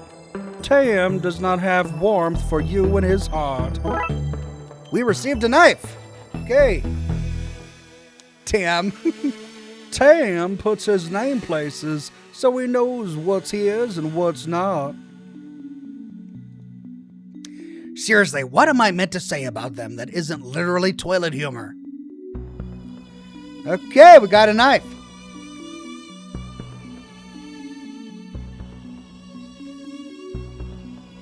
Well, before we start figuring out what to do, let's continue exploring. Let's go down to the shooting range. Oh no! It's a gremlin with a gun! No! Bullet hole. It keeps hitting that spot while shooting at us. We need something stronger to hide behind. Without some kind of air pipe, that's just a trophy on my head. Plugging this into here gives me... diving helmet. They're bust. If I want them to work again, I need to fix the system in the basement.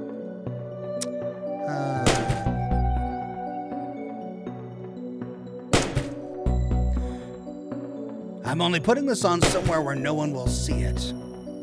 Targets. Looks like our guys are good enough shots to be stormtroopers.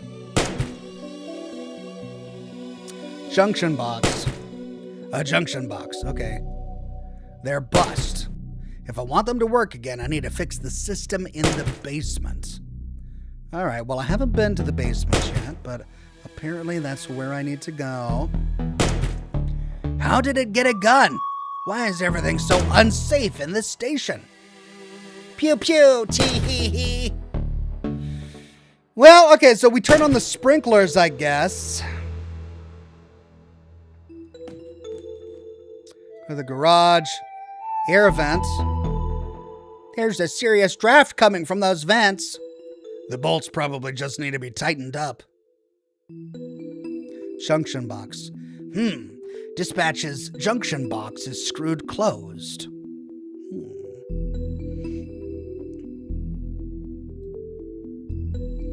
Have you ever tried to, I don't know, open something like that just using a screwdriver? I've always been more of a lateral thinker. But it worked.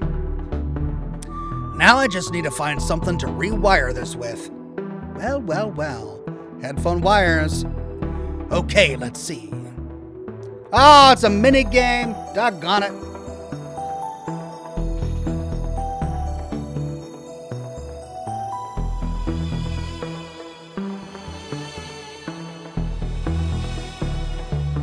I need to drag the wires from one node to the other, same colored node, without crossing them.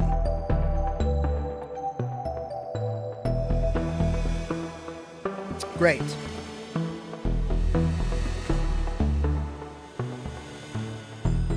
Oh, man.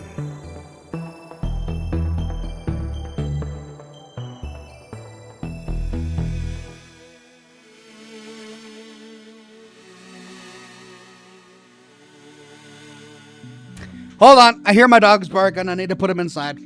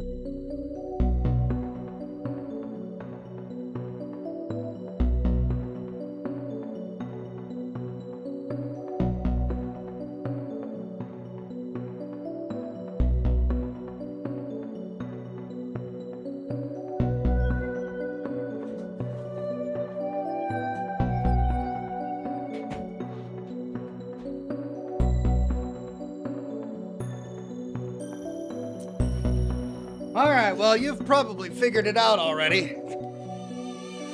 But let's see. If we bring this around and then like there, the problem is that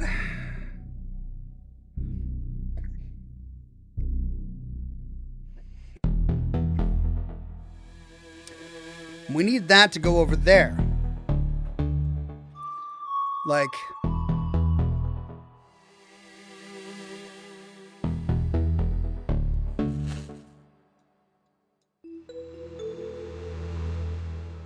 well, that's not going to work.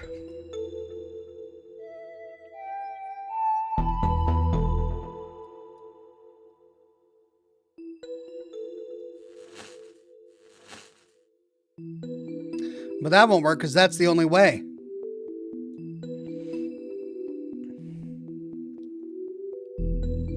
There's only one path out there, so...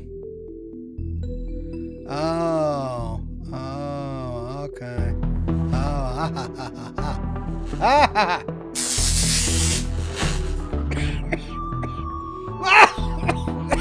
We just electrocuted a goblin.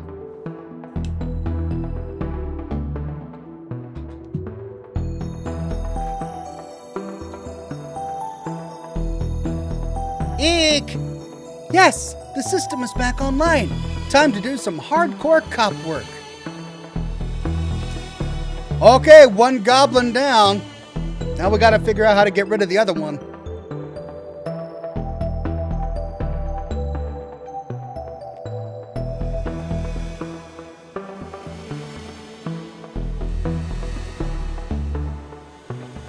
Samurai Revan says, hey Ox, will you be playing Resident Evil Requiem in February? Maybe. Haven't decided yet, but sounds interesting. I'll take a look at it. McKing's car. Seriously, why does he get all these nice things? A bulletproof sports car? The jerk. McQueen's car. Our government-issued block with wheels.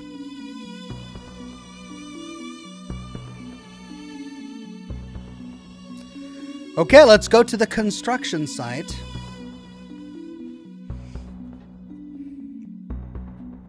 Water valve. Let's get the water flowing again, in case another fire starts. Oh, another minigame. The water pipes run all over the station, from the briefing room to the shooting range. But the system seems broken right now. Probably the Kremlin's fault. Doggone it.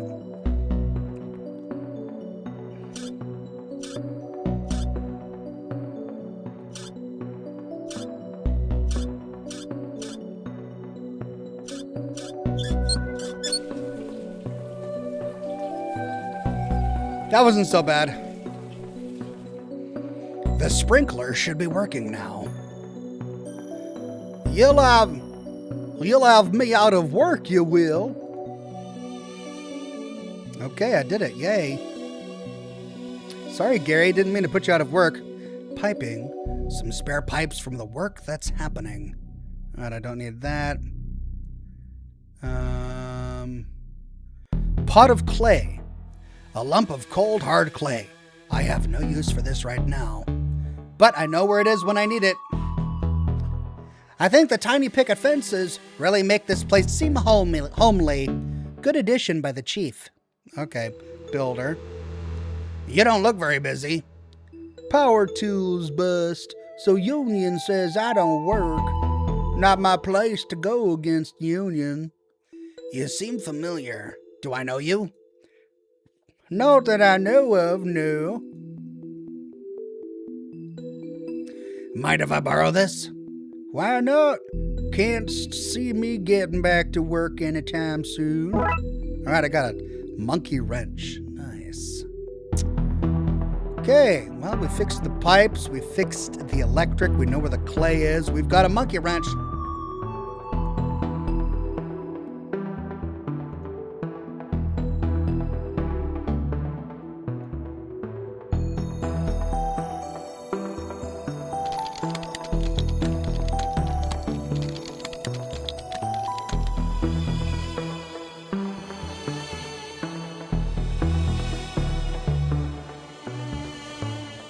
At least now it's broken because I took the motor rather than being just broken.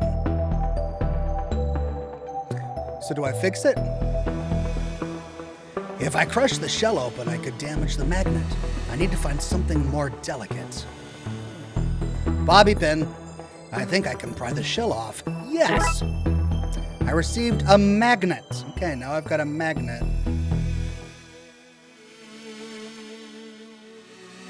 Ooh, let's put the laxatives in the coffee. I received spiked coffee. Who do I give this to? We give it to McFace, whatever his name is. Here's your coffee, sir. Haha, keep the coffee coming, McLame. I could drink this stuff all day. Oh, Oh, no. Oh, get out of my way! I hope he's okay in there. The people of Twin Lakes need a hero to look up to. Evidence room. Now to fix this with my manly skills and muscles, but mostly by finding a way to cheat this magnetic lock. Well, well, well. Nope.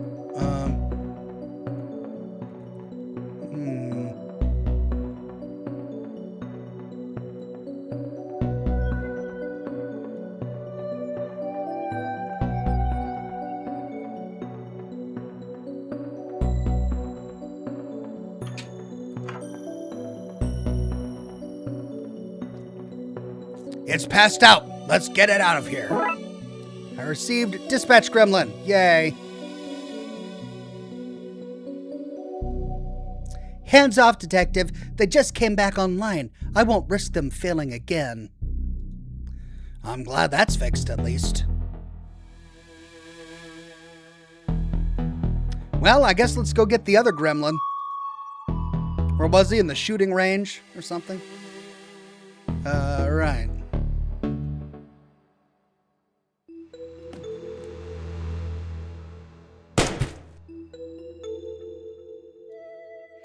This should achieve something. It did. The creature is wet. I don't know what I expected more from that.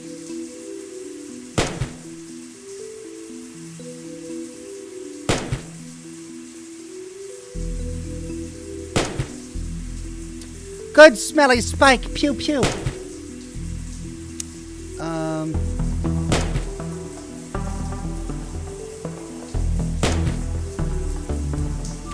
I'm only putting this on somewhere no one will see. Okay, so let's go back to our office and put it on.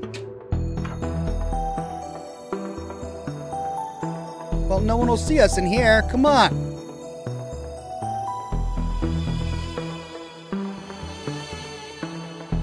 My various attempts to file reports for the things I've seen.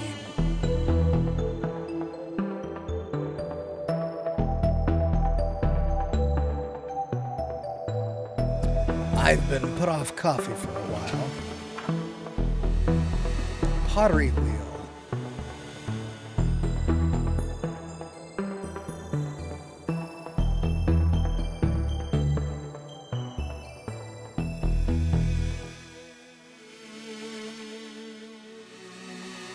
Well, what? Do we go to the bathroom? I mean, we can't go to the bathroom. Look, what's-his-face is in the bathroom.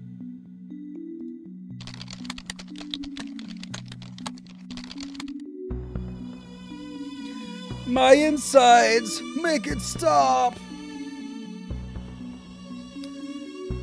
Manly skills and muscle and a magnet.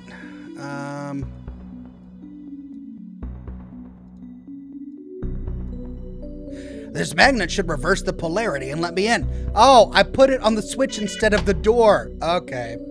That's all I had to do. I should have just put it on the door.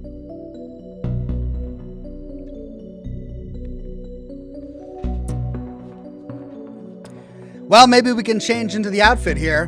Diving helmet. Julie, take this hose outside and keep the fresh air coming.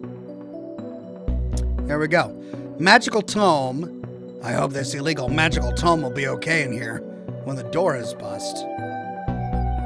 Paper sign. Darkside.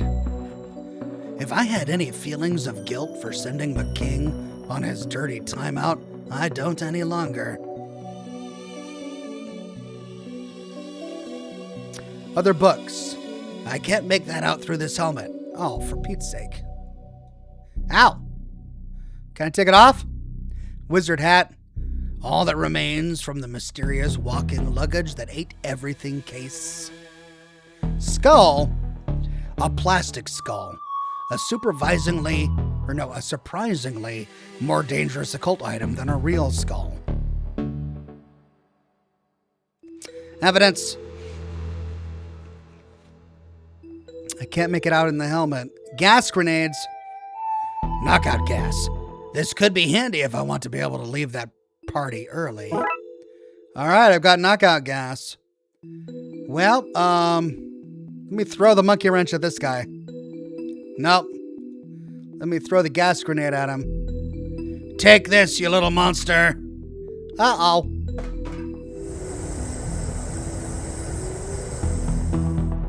All right. Used grenade. Well, that was fun. Let's get another one. One grenade should be enough. All right, well, let's get the gremlin. While it's unconscious, I'll stuff it into my seemingly magical pockets. I received the goblin, and I've got 2 goblins. Out to the stairwell. I'm taking this helmet off before I go out there. No need to walk around the station raising suspicions or being made fun of by everyone in the precinct. Okay, well, we figured out those 2. We need to figure out shooting range gremlin.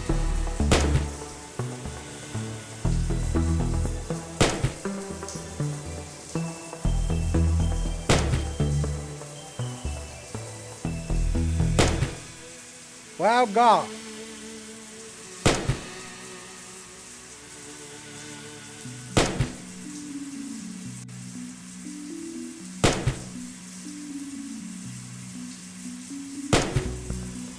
Ah, Gramps Batman stuff in pants, pew pew. Alright, so turning on the sprinklers was something to do with this solution. But I don't know what. And now I have a monkey wrench. And I don't know what to do with it.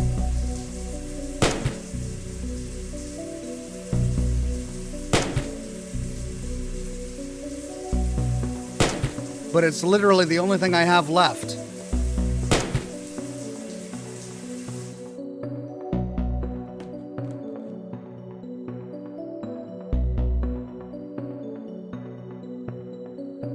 Ah! The gremlins have broken everything else around here. I'm sure that if I didn't remove this now, it would fall off soon anyway. Neither of us believes that, but I'm so into this. Fight the system! Dooley, we're part of the system. Speak for yourself. I'm bringing this place down from the inside. I kind of knew that.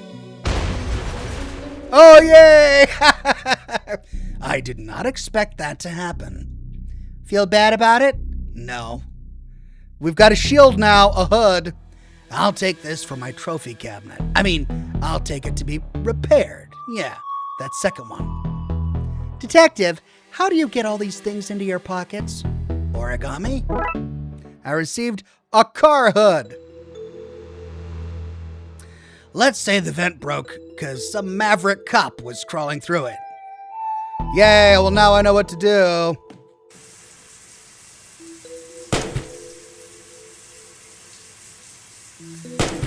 What? He's too far to hit with this. I'll need to find another way to make use of it. I can't just wear it?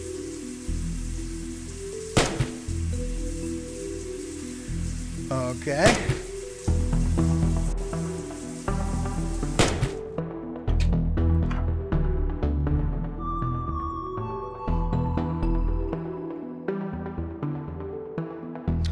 Well, bummer. I thought it was going to be a shield.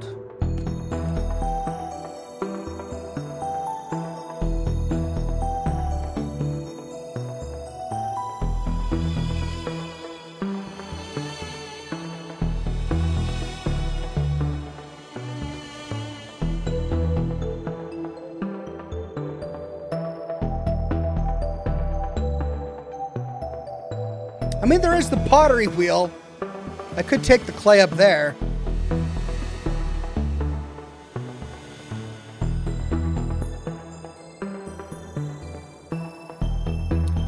Oh, hey, this? 'Tis not really. Just a book I got from the library. Late fees. Oh, wow.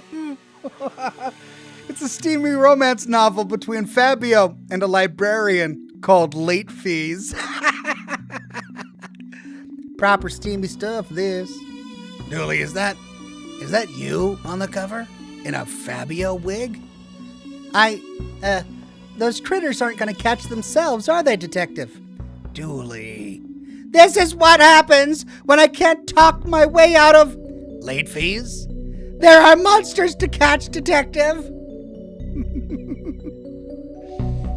All right.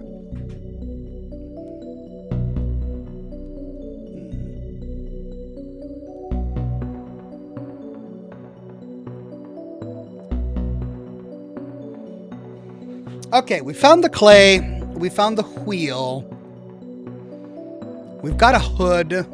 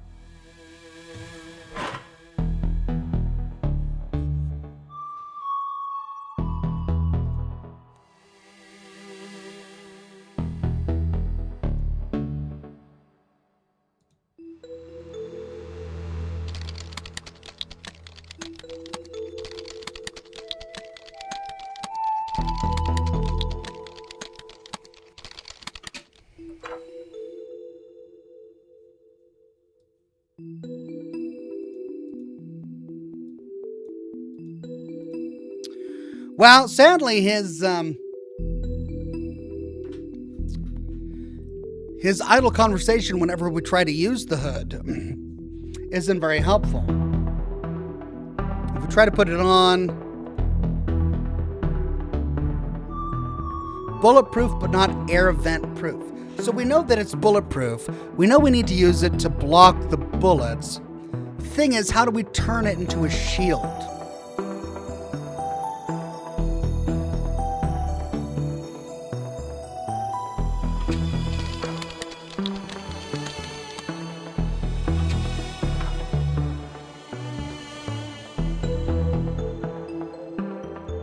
And I've used everything else in my inventory, and I don't see... I mean, there's the pottery wheel.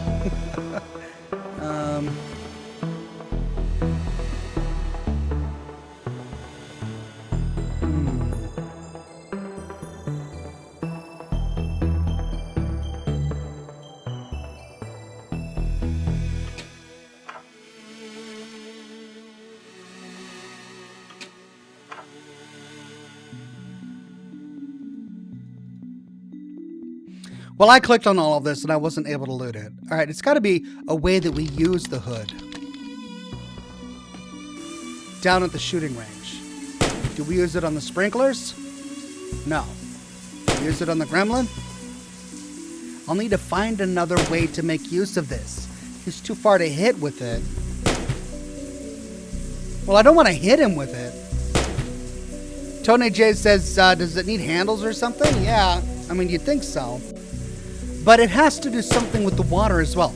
Because I used the matches to turn on the sprinklers, which apparently had no effect. So what would that have to do with the hood? I mean, I could use it as an umbrella to block the water. I could use it as a shield to block the bullets. The description of it says that it's bulletproof. But I'm out of inventory items.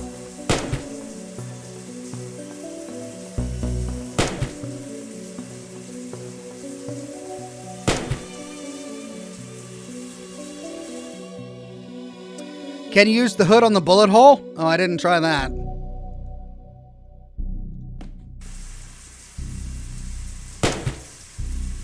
Oh, yeah. I just have to angle it like this. Oh, my God. Oh, of course, that was the solution. Use it to ricochet the bullet off the ceiling to hit the electrical box to electrocute him. That was the solution. That was a shocking way to wrap this up. Are you proud of that pun? More than I should be. Finally, Dooley, Grab the gun and we'll take this guy. Okay, we got the gremlin.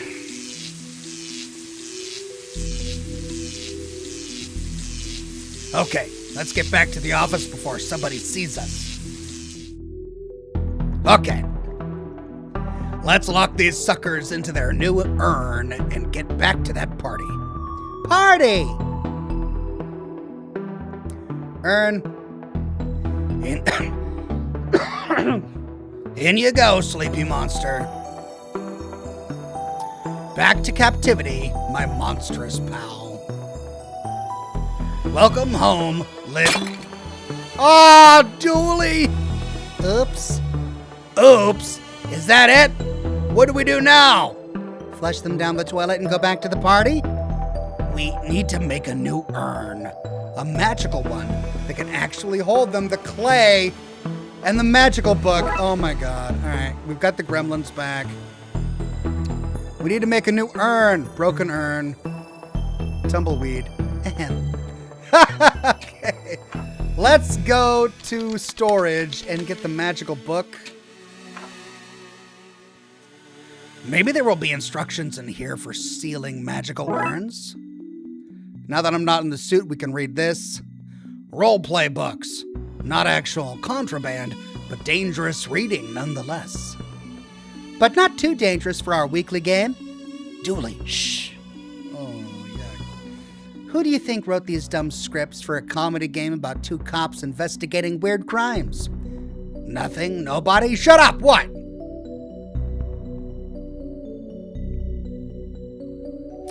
Okay, let's go get the clay. This is a good urn-making material. And, of course, we'll find the pottery wheel in what's-his-name's office. It's too dry to use. Oh.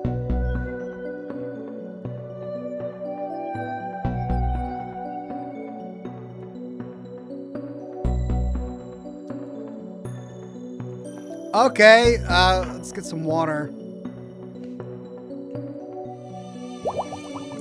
Okay, that softened that up. Wet clay. Do you think I'll have my own office someday? I hope so. Oh, we already read that. Okay, we've got wet clay. Got it on the pottery wheel. Let's do this. How do you know how to make an urn? I watched that film, Ghost, a lot. For, research. I received an urn. Well, not. I need to fire it, right? Magical tome on the urn. Let's see. Warding rituals, spells to bypass doing the dishes, and aha! A diagram for how to seal magical urns. Handy. Time for some finger crafting of runes. We received an item, magic urn. Yay. All right. Gremlin. One down. Gremlin. That's two. Gremlin. And that's done. Thank goodness. Let's get this somewhere safe.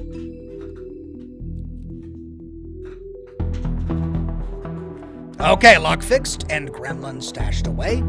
What have we learned from this, Dooley? Not to eat so much sugar.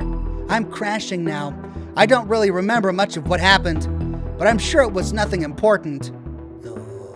Now let's get back to the party. Hey, where's all the cake gone? We ate it all. Why is this place a mess? What did you two do? Well, there was...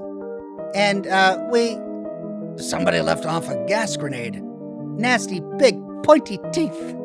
The car was smashed when we got there. McKing did it? Another one to file under Darkside antics? Probably for the best, yes. Okay, well, you two better start cleaning. The budget doesn't allow for both your capers and custodial staff. Aw, man. Chores and no cake? This day did not play out the way I hoped. Case closed. All right, we did it.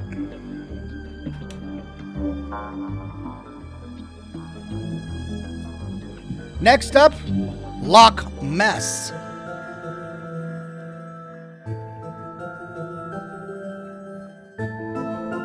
Dooley and his blood wolves are attending a jamboree, but the kids rang me in panic, saying something fishy was going on.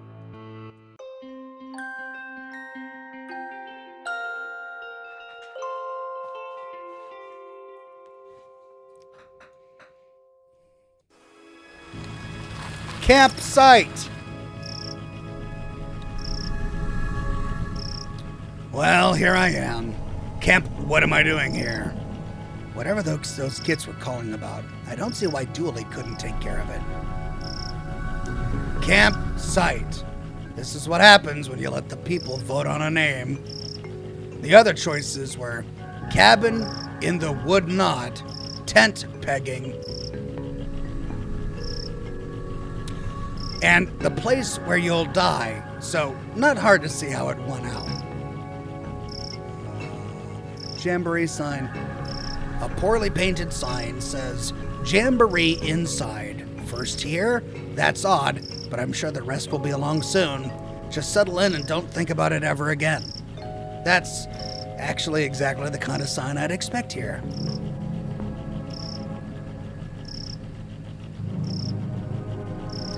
It's been years since I came here. Memories, huh?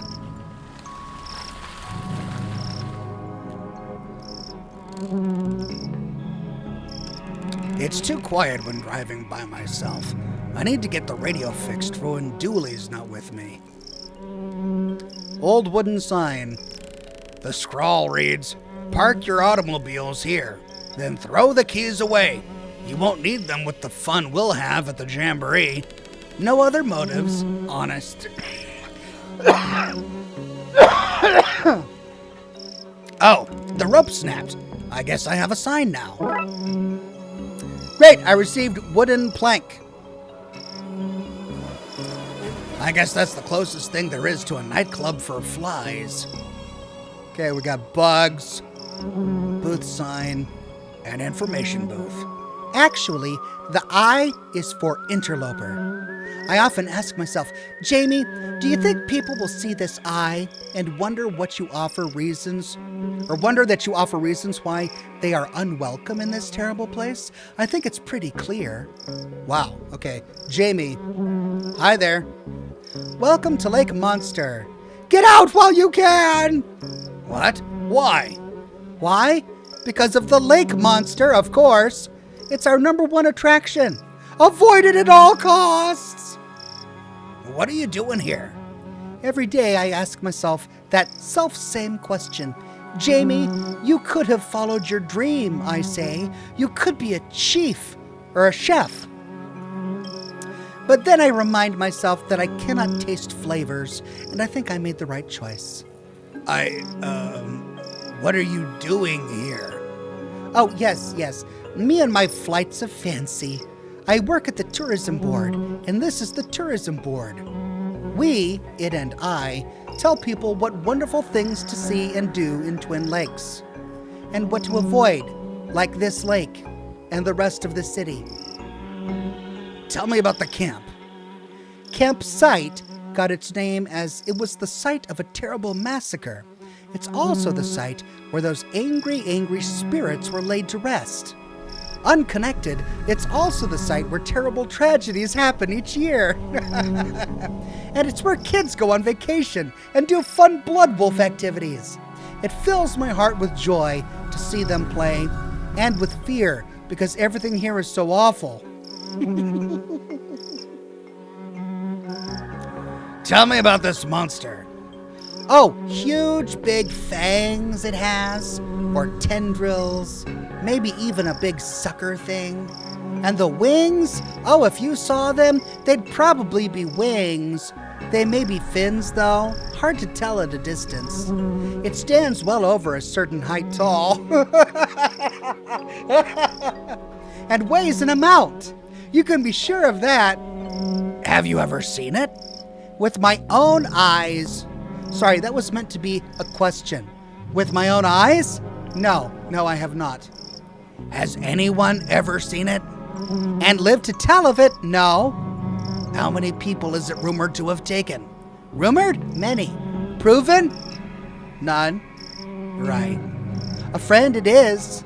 A fiend it is, but a wondrous attraction for the region. Each day I'm torn between, Jamie, people need the beast. It brings much business. And Jamie, the monster, it kills, probably. Goodbye. Goodbye. Run and don't look back. Seriously, how did you get this job? I married into a powerful tourism family. Good grief. All right, I need a new cigar.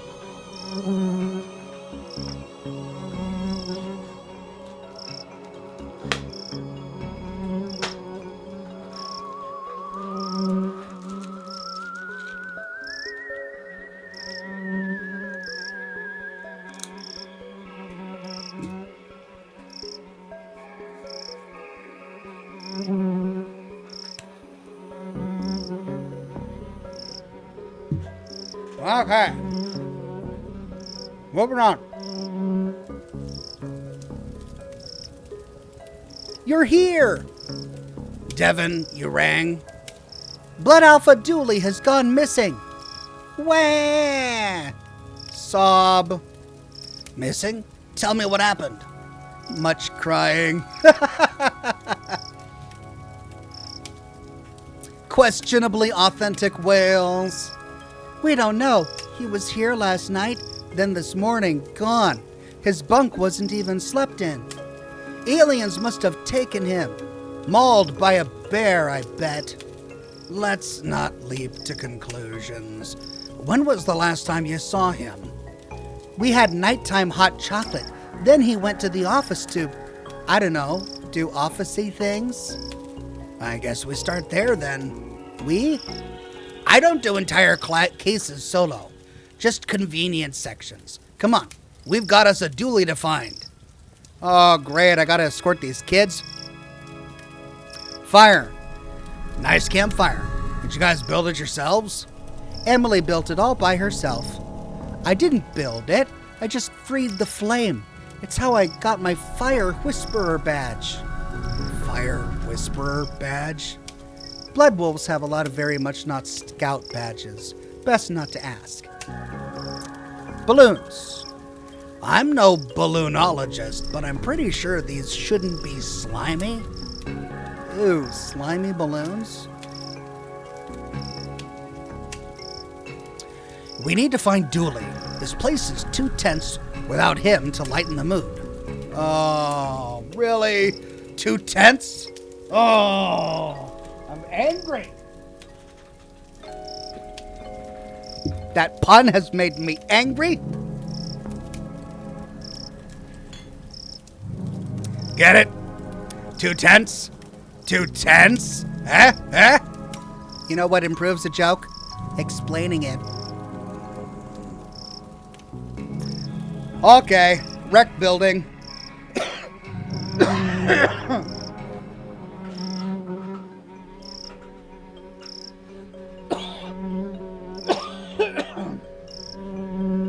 More bugs. Flies really need a better hobby. Left window. There's nothing in here. The window covers the wall. They forgot to build the room, but already had the window ordered, so... Right window.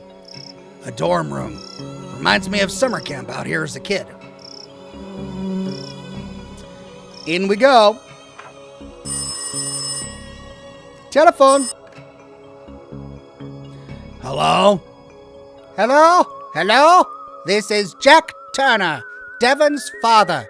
I just want to check in that the boy is doing okay. Not struck too wide-eyed by all that nature, I hope. He's, fine? Sorry for calling up. Jack is a worrier. Are you on the other line, Barbara? I'm just making a little call, Barbara. Just checking in on the lad, eh, Barbara?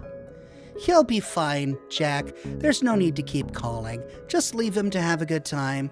Yes, well, no such thing as an overprotective parent now, is there?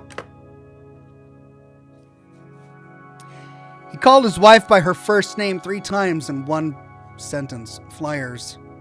One of these is wet and reads, Very real jamboree on this weekend. Dooley's pack should come. They are the best pack and will win the jamboree, which is real. Something smells fishy. It's the flyer. It stinks of fish. Oh, what about the other flyer? Nope. Can only read one. This place is lined to the outside world. That's what we telephone called you on, Detective.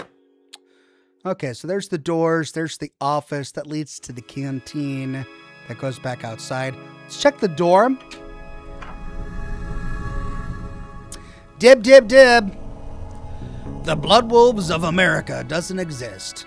Don't ask questions. Go on about your lives. Not the most welcoming poster. You gotta want the wolf. We don't have time for blow-ins. The top one was mine. Dooley was below me. Yes, I have Dooley's old bunk. There's a pack of marshmallows called Uncle Gloopy's Squidgy Delights here. Charming. Hey, my secret stash. Gimme, gimme, gimme. I got marshmallows. Props. A box of dress-up props. Let's dig out some bits and bobs. I received props. Okay.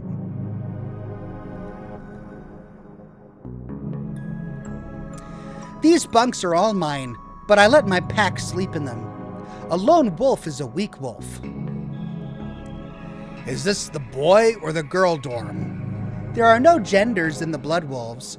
It started as a cost-cutting scheme, but ended up being strangely progressive. And Devin. One of these bunks is full of money. Huh? I hid my Monopoly earnings in it. All right.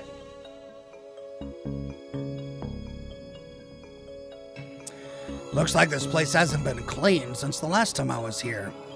Crime solving for boys. Okay. If you take any more of my stuff, I'll cut you.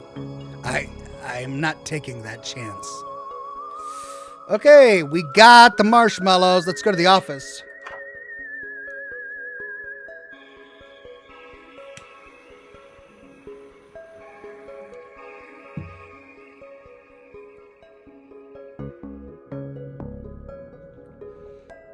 Poster. I want to be leaves. I keep telling Dooley to stop buying knockoff posters. We got Dooley that lamp as a gift. After Emily smashed the room's light, it had it coming. How many Blood Wolves are in Twin Lakes anyway? Well, us four are pack 347. But the numbering starts at 210 and skips every 11th pack, so it's hard to say. When Blood Alpha Dooley is back, I'm gonna convince him to turn Betty into a Robot Wars contender. All opposition will be destroyed. Resistance is futile. That's my girl. Oh, so we've got a computer here named Betty. Oscilloscope. This is an odd thing for a holiday camp to have. This is Betty. It's like SETI, but better. Hello, Armelia, Devin, Emily, Detective. Why is it talking, and how does it know my name? We did say it was better than SETI. How can I help you today? Or how can I help you today? What can you tell me about where Dooley went? Nothing. If Mr. Dooley wanted you to know his secrets, he'd have given you the password. What are you? How are you talking? I'm Betty. I monitor, gather, and collate signals in the search for extraterrestrial life. Yeah, like SETI. I get it. Ugh. SETI is a moron. I speak 13 languages. I'm a chess master and figure out the meaning of life. The meaning of life? Yes, but Dooley deleted that to make more room for his TV shows. Goodbye. See you soon. That is a 78% probable. Only 78? There are things in the night, Detective. That's reassuring. That statement is 93% likely to be a lie. Guitar. It has a sticker saying, "The truth is around here somewhere." I'm guessing this belongs to Dooley. Computer. It's on and Dooley is logged in.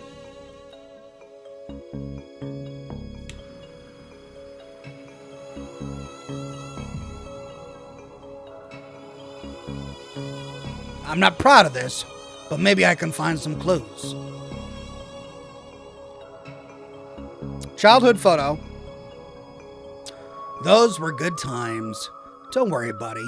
I'll find you. Recycle bin. There's a file on here called password. Let's see. Okay, so his password is password. Honestly, I don't know why I didn't guess that. This machine is pretty much empty. This looks interesting. Greetings, fellow Blood Wolf. You and your pack, I guess, are invited to the 100% legitimate jamboree at Campsite this weekend. You have to come. You must. Nigel, fellow Blood Wolf. No need to look it up. Seems he was hanging out on his Dooluminati.com forum. There's an open thread. Dear Dooluminati, the government are trying to use my brainwaves to hunt me down so that they can pester me into film work. How can I protect myself? There's this guy keeps bumping his posts and pinging Dooley. All of his posts are signed Nigel, fellow human, for realsies. I'm starting to see a pattern here. But who is Nigel? An empty folder. Well, we got a password.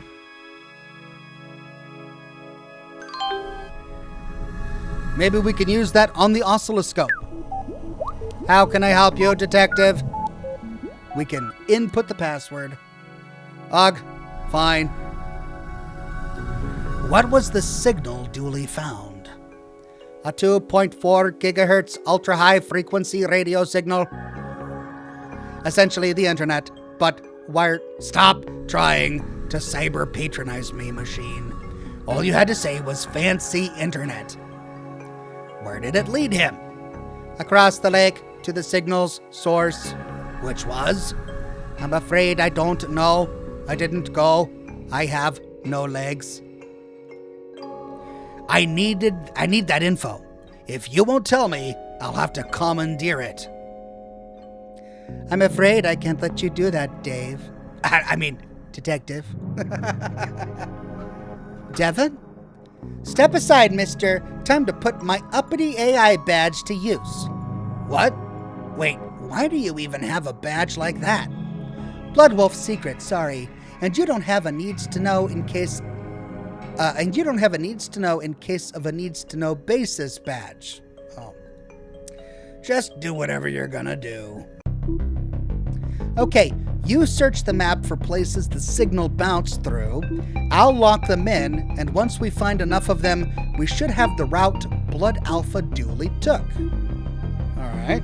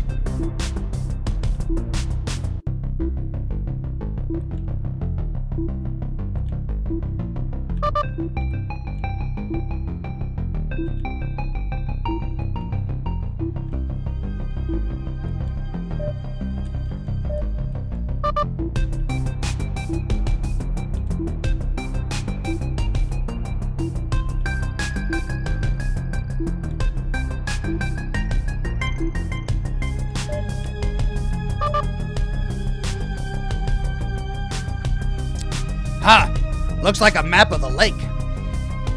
To what? To where? To Dooley? Not sure. Let's print it out and see where it leads us. We received map. Okay, there's the Betty map. A printout of the lake with the route Dooley took.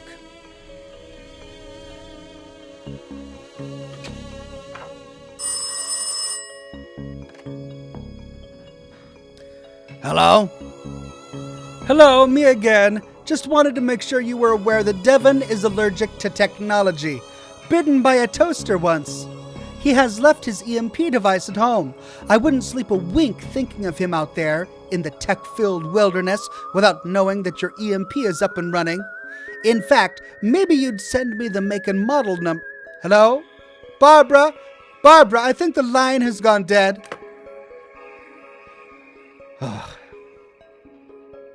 Canteen.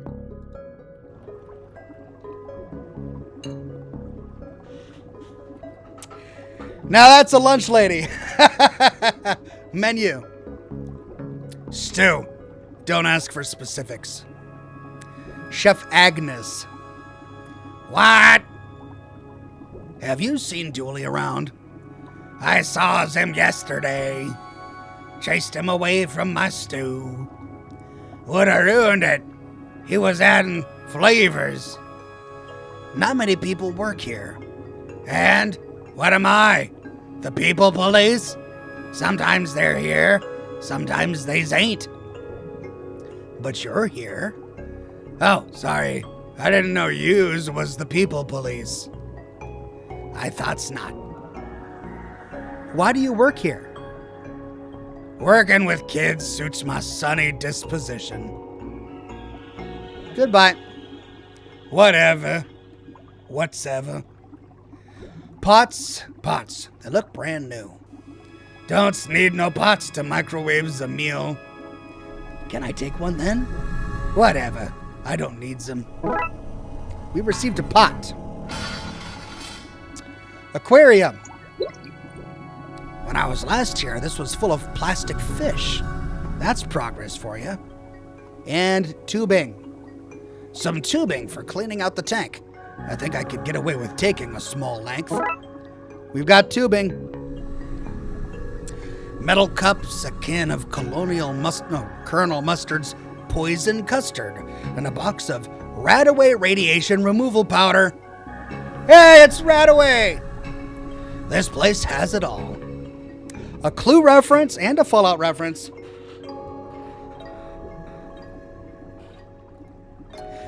Half-baked beans from the Not Thought Through Limited. I use those bowls to cut Devon's hair.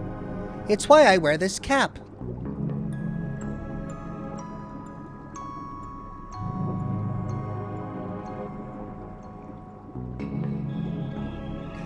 What's the food like out here? Surprisingly good. Agnes may be a grump, but she knows how to microwave anything to perfection. I can recite pie to 34 ingredients. The canteen is the best place to come for knives. Why do you need knives? Are you trying to suggest that at your age, you don't know why knives are useful? Wait, what age do you think I am? 100? Kids. All right, well.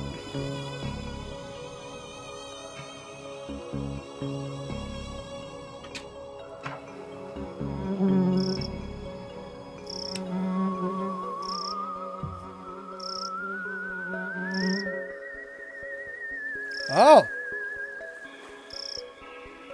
Gas can. An old gas can. It's empty because I emptied it.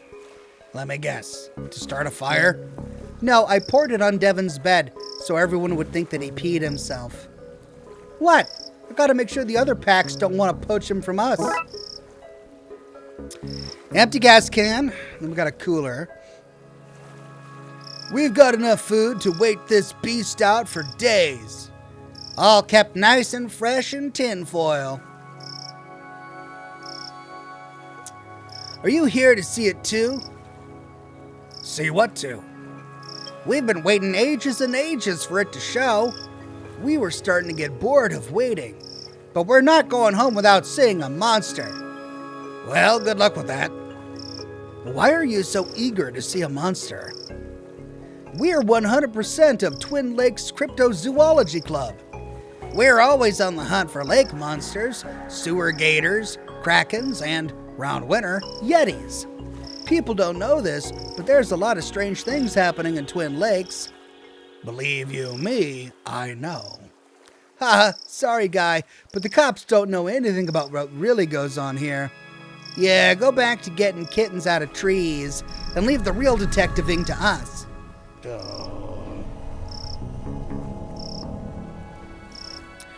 Do you not have something better to be doing? Nope, not a thing. Goodbye. See you soon, unless the monsters get you. Right, well, there's the moon. I've got my eye on you, moon. Up there watching all this night crimes, but saying nothing. Obstruction of justice, that's what it is. I know the moon's not a person. I was only joking with it. Joking with the moon? Yes.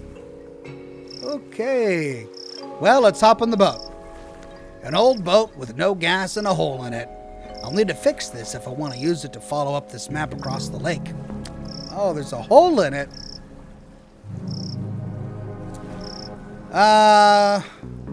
Marshmallows. If I tried that in the academy, they'd have kicked me out. Nope. Wooden plank? It won't stay in place. I need something to stick it there. Okay, marshmallows and wooden plank. The marshmallows are sticky, but they need to be in paste form for that to work. Right. Okay, boil it in a pot. That bag was too sticky, so I'll store them in here for now. I've got a pot of marshmallows. Okay. Well, let's go back to the fire. Let's melt these mallows down, gang. Melt them to the ground! Melty marshmallow goop. Stick that to the board. Well, the plank is sticky now. Go team. I received sticky plank. Okay, let's put the sticky plank on the boat. That's the hole fixed. Now to find some gas. Well, I mean, we could siphon from a car.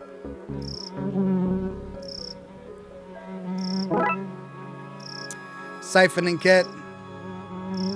Stand back. It's time for me to summon up some fire juice.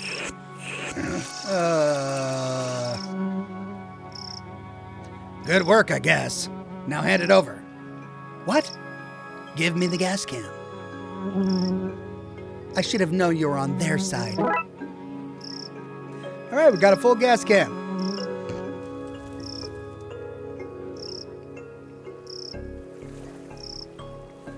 Give it back. I'm irresponsible, but not that irresponsible. Pity. Splish, splash, sploosh. That's it filled up. I guess now that it's working, I best head out and check the lake. We best head out, mister. Too dangerous, kids. Tell you what, you keep an eye out here in case Dooley comes back and I miss him. But Danger is my middle name. No, it's not.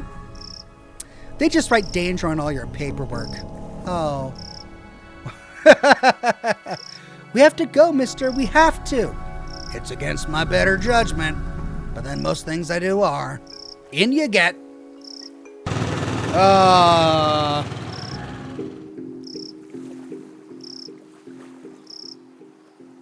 Camera. Dick Brickman. What? Hands off the camera. We're rolling. It's a Polaroid camera. An unmanned Polaroid camera. It doesn't matter. Dick Brickman will get his man or monster on tape.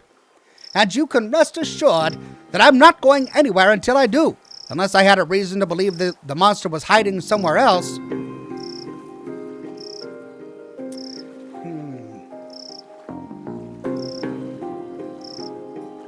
Hey, I recognize you. Dick Brickman here, reporting from here, the place I am, to you, wherever you are, for the Twin Lakes News with me, Dick Brickman. What are you doing here? I, Dick Brickman, am here to report the news, and the news of the day is that there is a monster living in this lake. That's not really breaking news, is it? People have been talking about the supposed monster for an age. Breaking news! Police admit to knowing about the monster for, and I quote, an age. How did you get here? I don't see a boat. You can't keep the press out, and I, Dick Brickman, am the press. So what's the scoop on the monster? We're here, live at the scene, where the investigation has taken us thus far.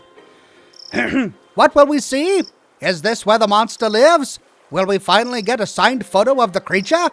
Tune in as soon as I, Dick Brickman of the Twin Lakes News, have absolutely anything to share. You know, there's no audience here, right? No need to talk like you're a mid-broadcast. Breaking news, detective. You're here. An audience of 4. An audience of 4 or 4 million. The news has to be heard. Goodbye. Don't forget to tune in to Twin Lakes News with me, Dick Brickman, for the thrilling conclusion of this week's Dick Brickman Investigates, featuring me, Dick Brickman, where I, Dick Brickman, will follow any lead on the creature, any lead at all.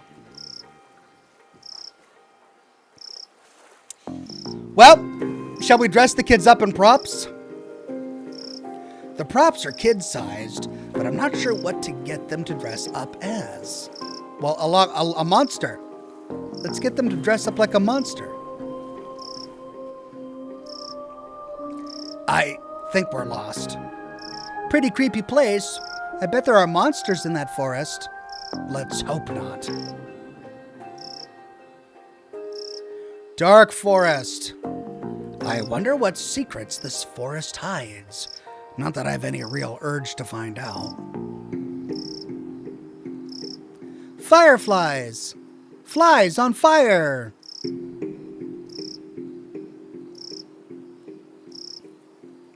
I've buried many unwanted gifts in these woods. Can't you orienteer us through these woods? That's a scout thing. Instead, we learn how to block ourselves from the all-seeing eye of GPS satellites. I don't like dark things, like the dark and night, Tim. Do you mean nighttime? I don't like nighttime, but only because that's when Night Tim comes to whisper in my ear about the crushing realities of adulthood. Okay, let's go to the cave. Sign. Nothing in here. No siree. I guess we should keep looking then? You really are Dooley's student. Badly hidden cave entrance.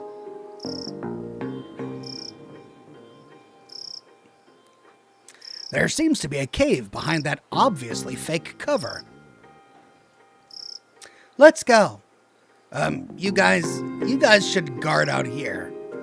Okay, I'm a mess up anyone. Pardon me, I'm a mess up anyone who comes near. Nigel, the monster.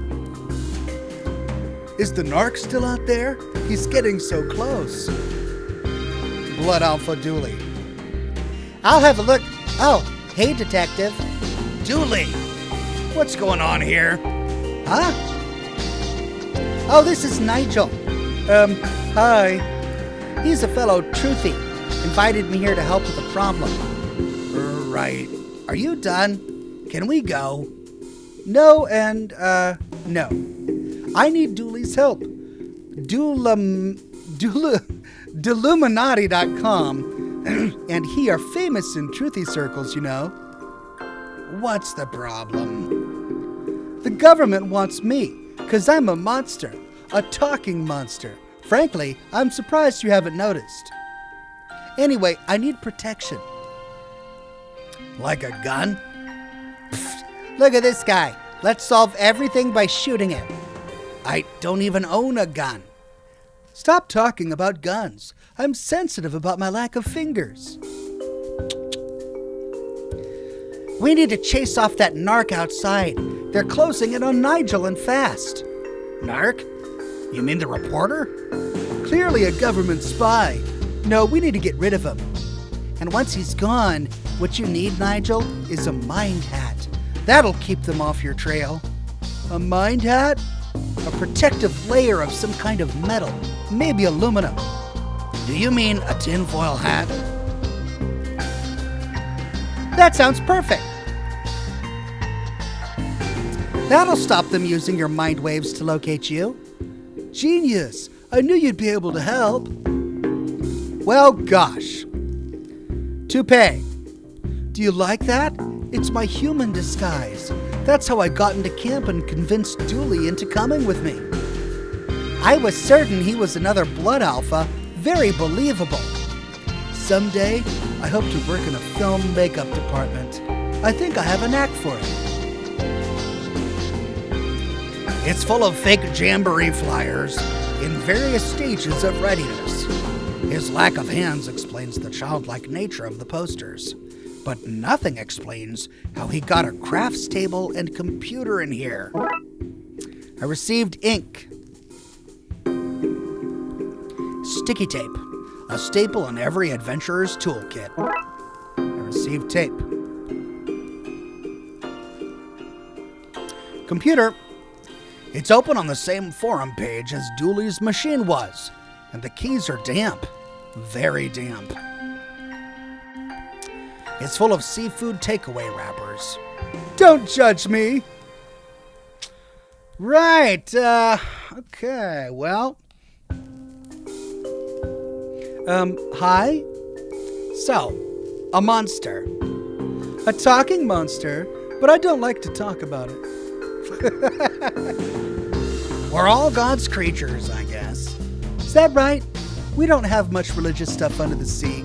I've just read the books I borrowed from the campsite. I'm not sure. What are you doing in Twin Lakes? It has good dental plans. But you don't have teeth. But if I did, this would be the place to be. Kidnapping, eh? I think that's an unfair way to describe turning somebody into a place under false, or luring somebody into a place under false pretense, trapping them in a cavernous lair and refusing to let them leave. Why do you think the government are after you? Hollywood. I'd be cheaper than CGI and monster movies are all the rage these days. But I'm not interested in a life of fame. I'd prefer to work in makeup and help the real stars shine. Goodbye. Chat later. Are you okay, Dooley? Yep, it's quite nice here. But since I can't leave, maybe you could help protect Nigel from the narc?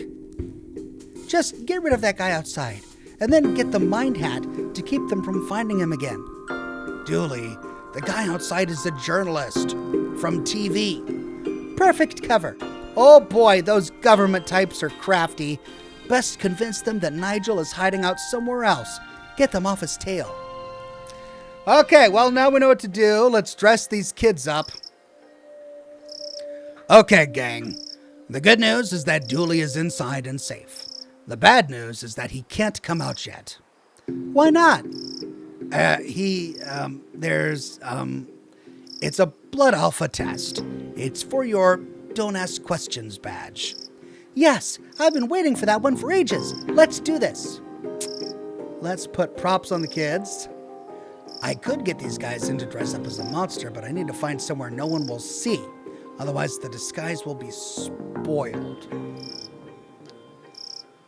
Okay. So do we have to go all the way back? I mean, the kids don't come into the cave with me.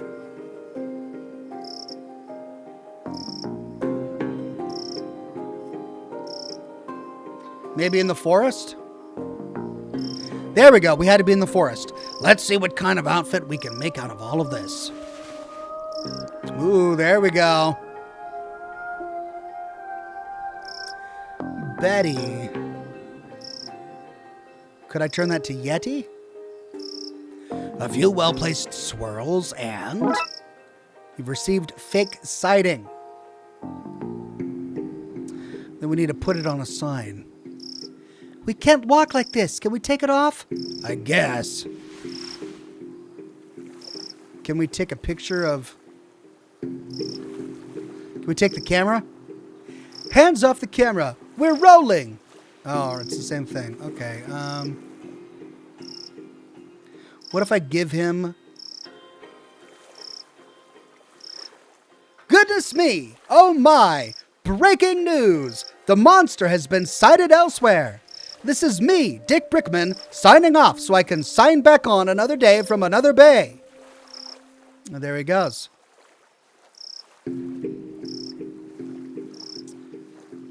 He left the camera. I guess I should bring it back to Lost and Found.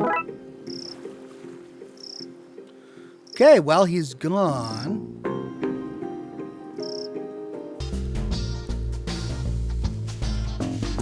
The reporter is gone. Do you have the hat? The tinfoil hat? Not yet. Please hurry. I know they're trying to lick my brain. I can feel it.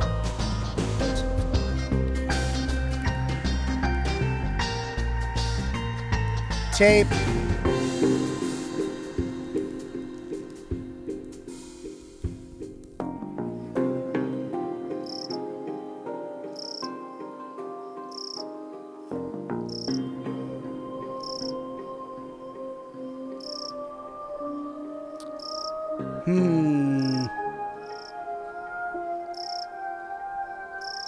Well, I guess we go back to figure out how to make a tinfoil hat.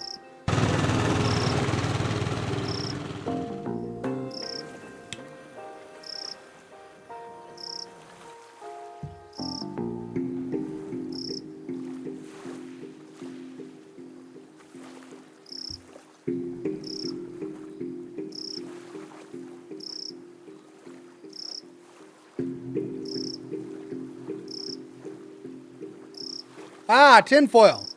Can I have some of your tinfoil? Sorry, but we need to protect our sandwiches for the wait. Because we're going nowhere till we see some monster action. Oh my god. Anything to prove there's a monster in here. Heck, even a photo would do. Okay.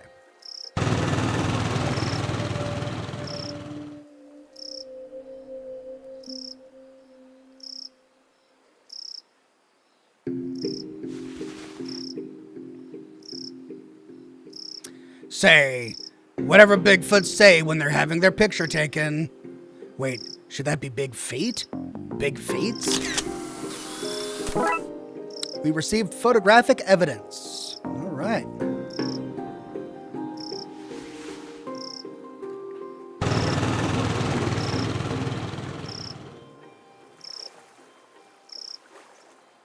I found a photo you two may be interested in. Some proof, finally! We knew it was real. Wait until we showed the gang. They seem to have left their cooler, food and tinfoil. I'll have some of that. Now let's make it into a hat. Okay, let's do this. Ah, really? Come on, man. All right.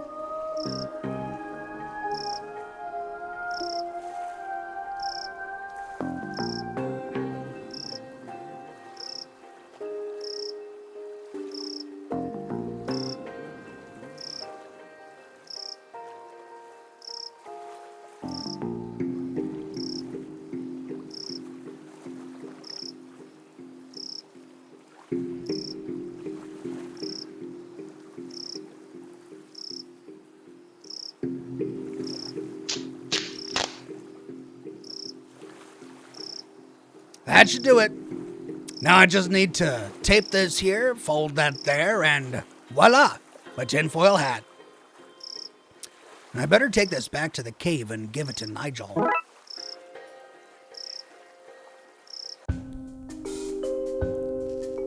Here you go, Nigel.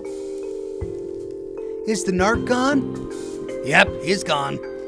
Okay, give him the hat. Here you go. It's a thing of beauty. Now what?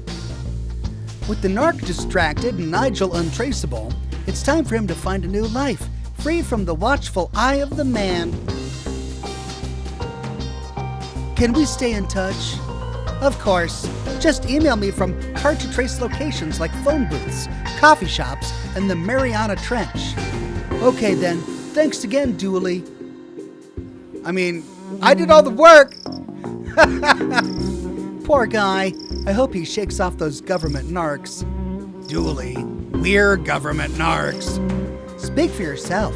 I don't tell the man nothing. It's good to have you back, Dooley.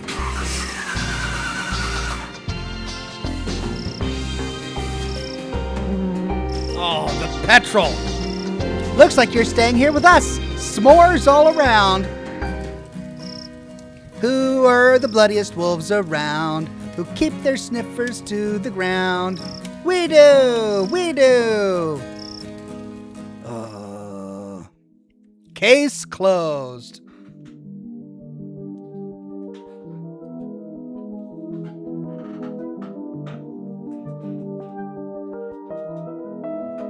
Well, there we go.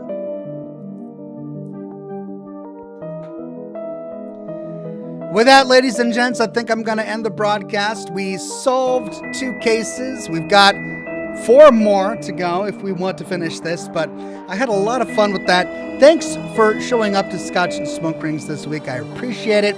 Thank you for all of your wonderful questions.